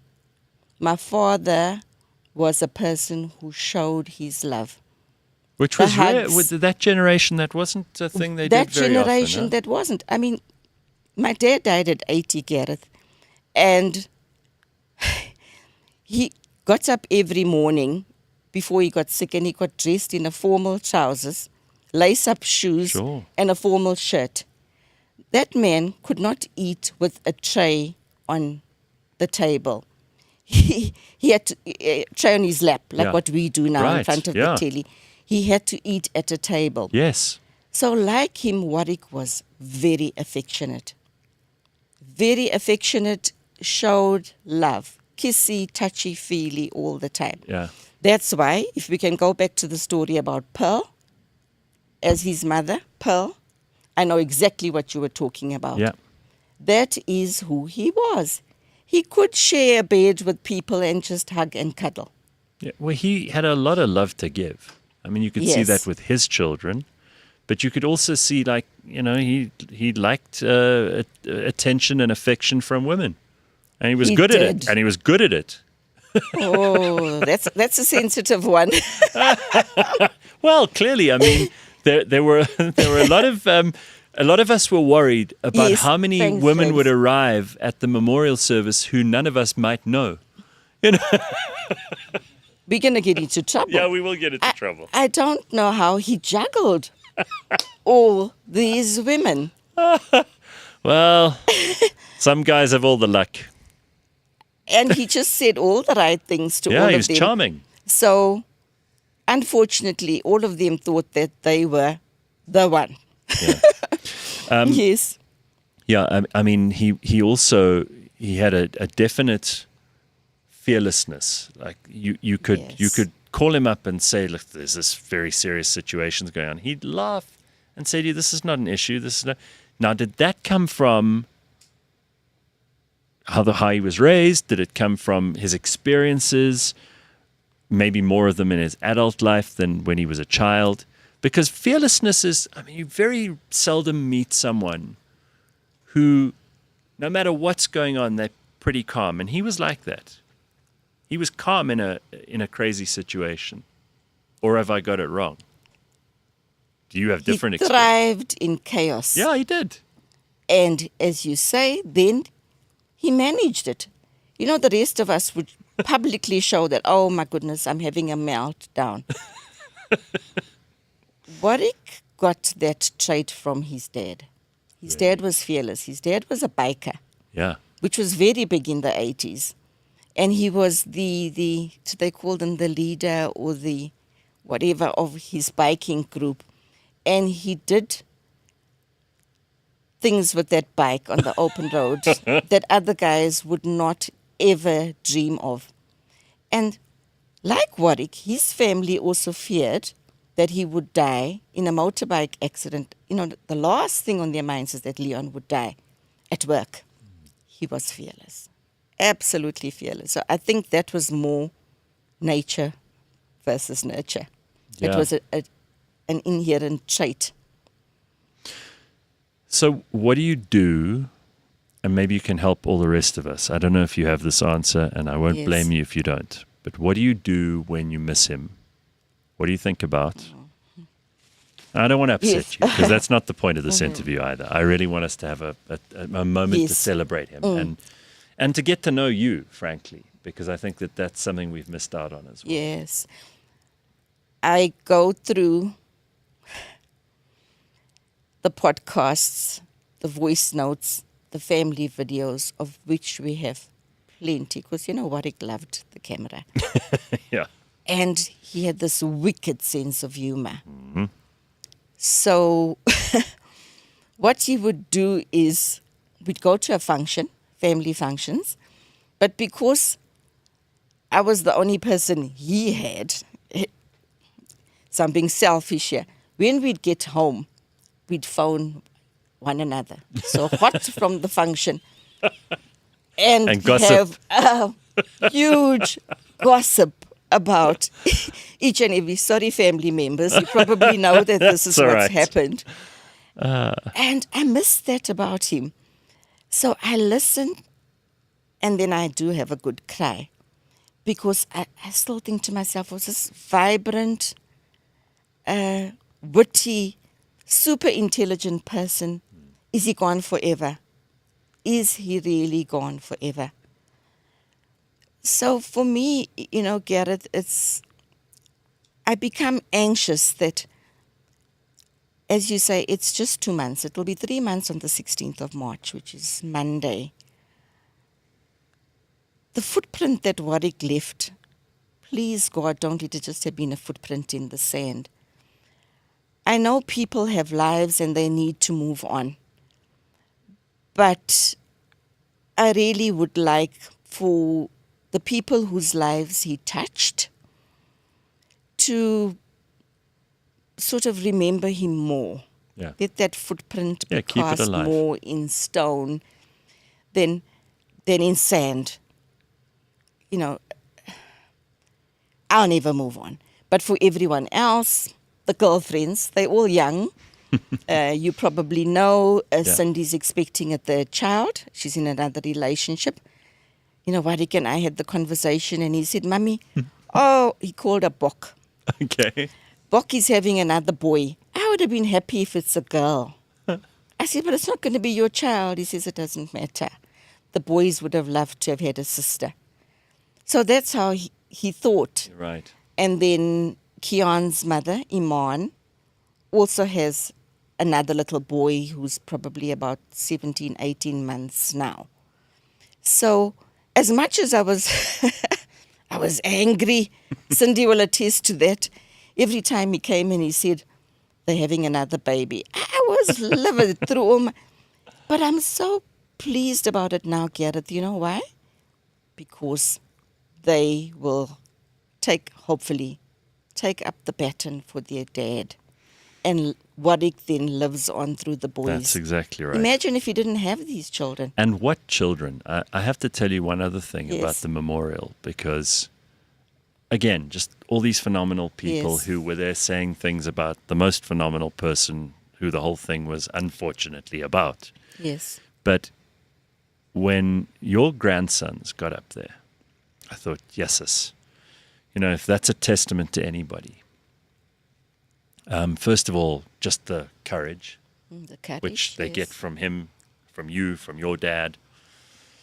And then such lovely people, just such lovely testament to people whose father loved them and who they loved having a father like that. People who will no doubt go on to make a tremendous contribution themselves and will be excellent at whatever they do. I'm sure they will. But you can't wish for a greater legacy than that. That's so true. And I really hope so, because they are the reason why I'm sitting here today. I really would have just given up, but it's the boys. The boys. And you know, Gareth, Warrick was far from perfect. He had lots of faults.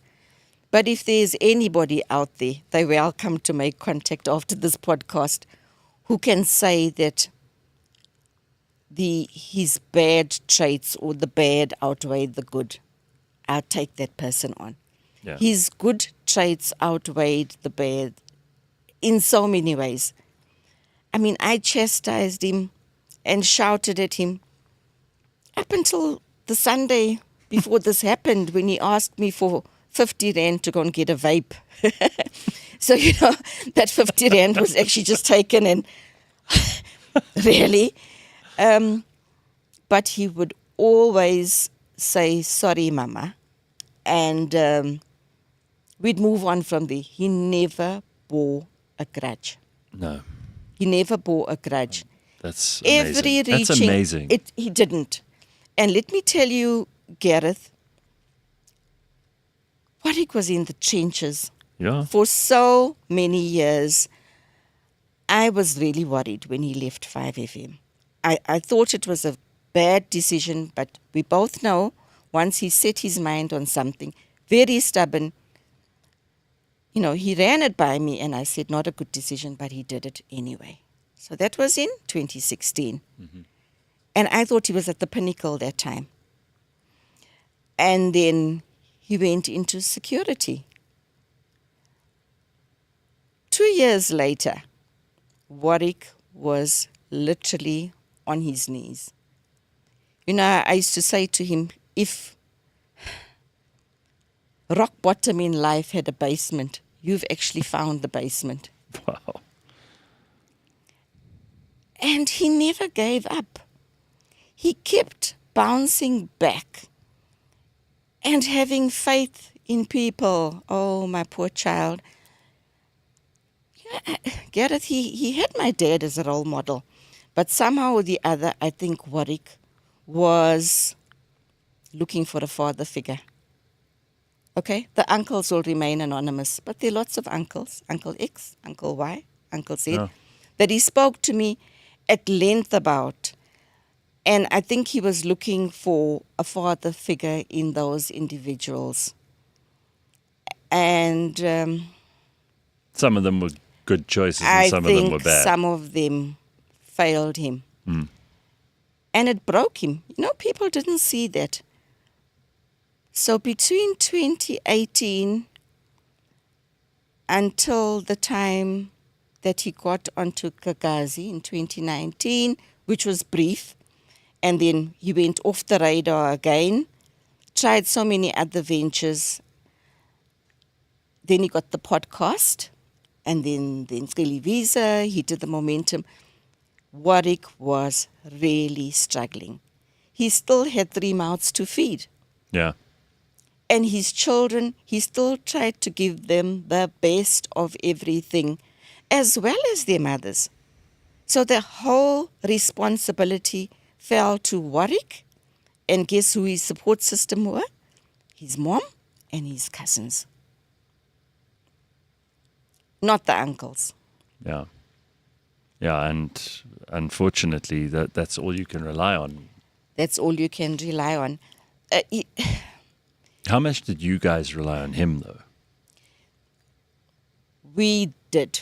Because when he was on the crest and things were going well, he was generous to a fault. So he helped everybody, not just me. He helped the extended family, and I know he also helped friends. So the tragedy is that when his cup was empty, he was still trying to pour from an empty cup. You know what? It could be puzzling over so many things. But if you called him and needed a favor, he would allow you to speak for half an hour and then try his damnedest to help you. You know, get in a car and see if he can sort this out for you. I hope he did that for you guys as well. But I know he did it for lots of people. Bev, I must tell you, there are so many people who, and you and I don't even know a tenth of the number of people who, he was the kind of guy you could call up and he would solve problems. Sometimes you didn't want to know how he was going to solve the problem, but he would solve the problem. And he knew everybody, and everybody liked him. You know, everyone who I ever met, and Warras's name would come up, they would light up. They'd be like, this is one of the best people I know. Because he did help everybody. He was prepared to go out of his way. Nothing was too difficult for him. You'd say to him, listen, when can you be in Cape Town? And he'd be like, just tell me when, I'll be there. That kind of thing. He needed to learn to say no. Yeah.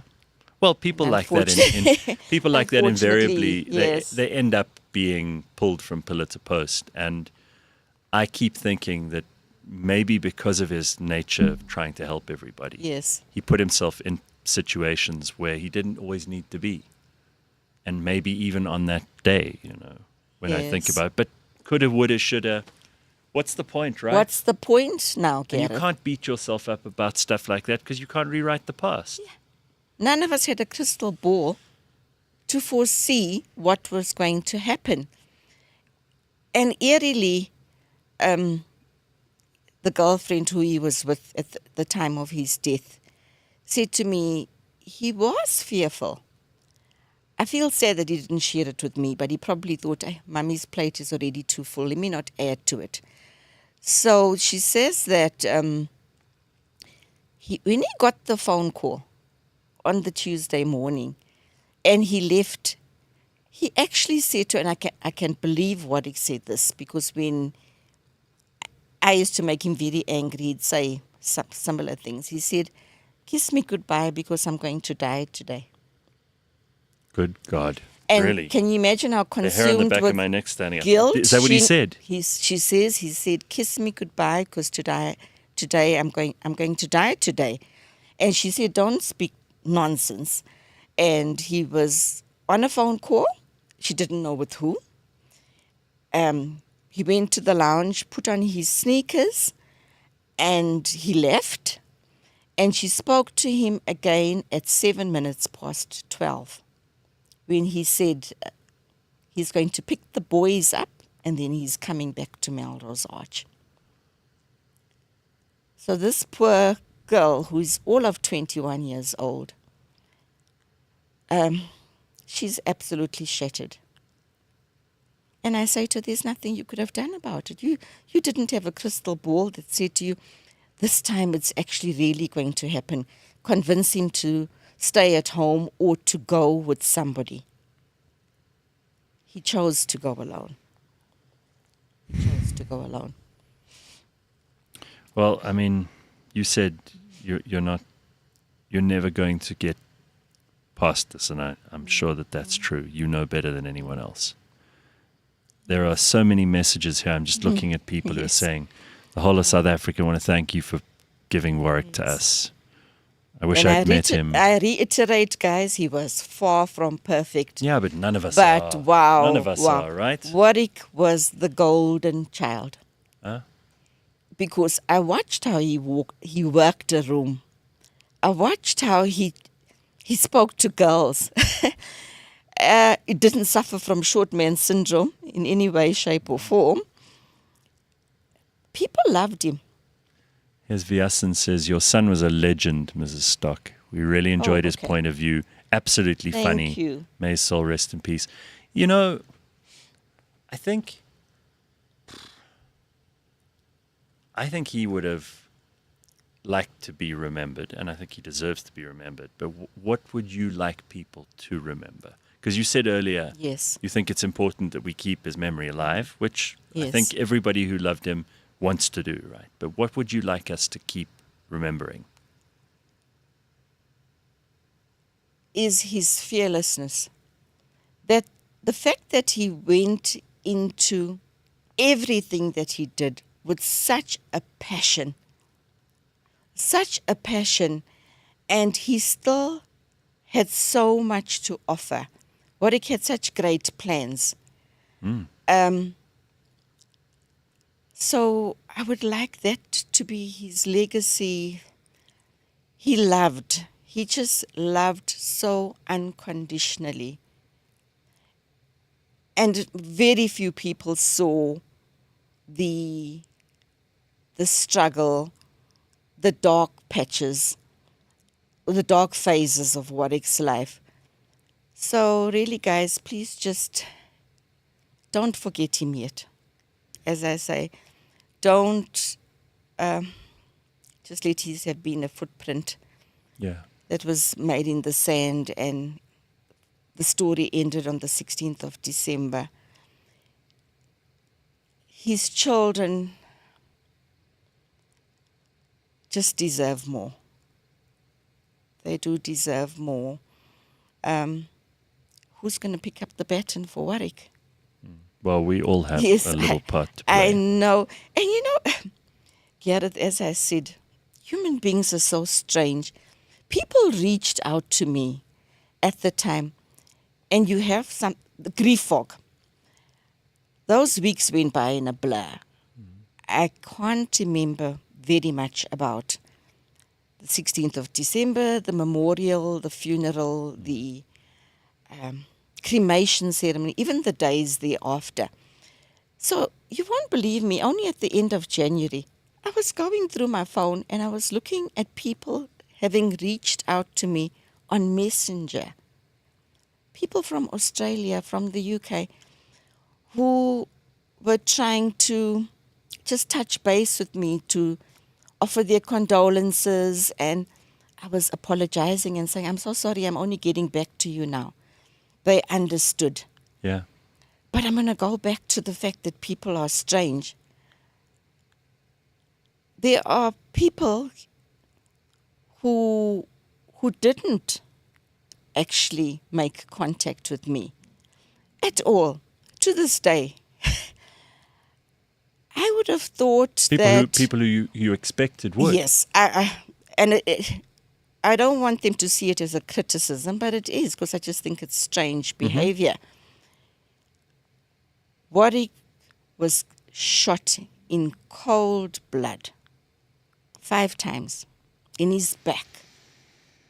And he still tried to run about 50 meters from where the first shot rang off until he collapsed in front of Zambezi House. So that's where my child took his last breath. To date, I haven't heard from anybody at Zambezi House. If you followed the case, the investigating officer said that the owner wishes to remain anonymous. That's fine, Gareth. I respect that. Sean X, I do respect that you want to remain anonymous. But you have people who work for you. You have minions. And I would have thought that somebody from Zambezi House could have said, Ms. Stock, we'd like to offer our sincere condolences for the loss of Warrick. That's it. Yeah. It's not a lot to ask. It's not a lot. And Sean can remain anonymous. But I feel it as a... And you did as say, a betrayal. no, So no, that's my and anger. I'm glad Sorry, that. guys, Listen, that's hey, my anger. you don't have to apologize for anything. Yes. And you did say you were angry earlier, and I mean that's normal, right? Yes. You shouldn't feel bad about that. You go through what you've heard about these stages of grief and things, and I'm sure there's more to come, and there'll be healing, but you'll never forget, and you'll never be the same way as you were before. No. But it was very important to me that we got you in here, because there are a lot of people here who love you. Thank you. We're not going to forget you, and through your son, your whole family have played a very important part in our lives. And it matters to us that he made the contribution he made here and everywhere else he did, and in businesses that we weren't involved in, and in jobs that he had before, and with his kids and all his friends. I mean, he was a big personality. And He was. You know, sometimes they say you don't get to be here for a long time, you get to be here for a good time. And I often wonder if it's worth living into your 80s or 90s and living a quiet life, and you kind of, everybody in your village knows who you are, but nobody else in the world knows who you are. Or, what is it, burn out or fade away, right? And he was a burnout guy. I think that is actually the better option, is to squeeze so much into he had 40 years. Yes, they were full. And wow, this person barely slept, which drove my mother almost to drink. Because from when he was a toddler, he used to actually question, why should we sleep? And he if you put the lights off, Warrick would still be walking around in the dark and saying he doesn't want to sleep. Why should he sleep? He got by on minimal sleep. So he could go to sleep at 1, 2, 3 a.m. and be up in the morning. Right. It's almost like he knew, I need to squeeze so much into these 40 years. And he loved being alive. Yeah. So then living until you're 80 and just being... Yeah, being ordinary. He wasn't ordinary. And that's a privilege for all of us to have been part of. Anyway, I don't want to put you through hell. This is not the point of this.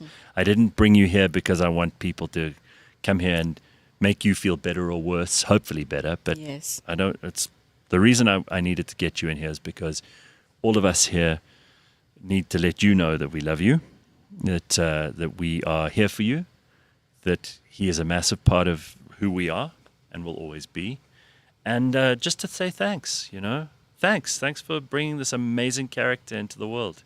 And thank you so much to you guys, to everybody. And let me use this platform to say to them, thank you from the bottom of my heart.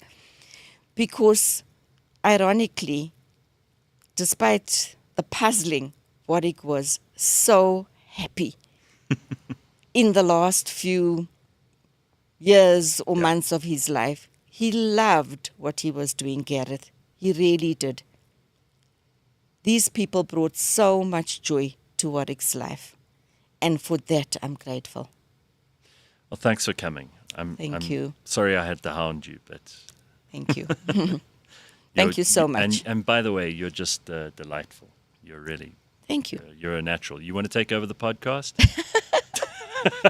I'll be also bringing in lots of F-bombs and I don't think so. W bags. Not the way you were hated raised. that word. You have been very, very calm and sedate. I really expected Warwick's mom to be a bit more crazy. I like this. Thank you. You were the sanity in that family. Huh? Thank you. All right. Well, thank you very much, and thank you to everybody who joined us this morning. Mash, Ben, Dr. Hanan, and of course Beverly Stock. And by the way, we will post all the links in the bottom of this description, and when we post the whole podcast later on for you, if you can make contributions to our ongoing legacy projects for Warrick, and making sure that we keep the important contributions that he made to South Africa, to the media business, to his friends and family, and most especially to his boys alive. And we'll put all of that information in the description. So if you can, and you are feeling generous, and it's Friday, and you think, I have so much to give, then for God's sake, do it. Do it today. You never know when your last day will come. And I don't want to end on that note, but I do think it's really important that we live like he did. Just live every moment like it's really important and it counts, because that guy taught me a lot about that. All right, everybody. We'll see you next Friday. Be good.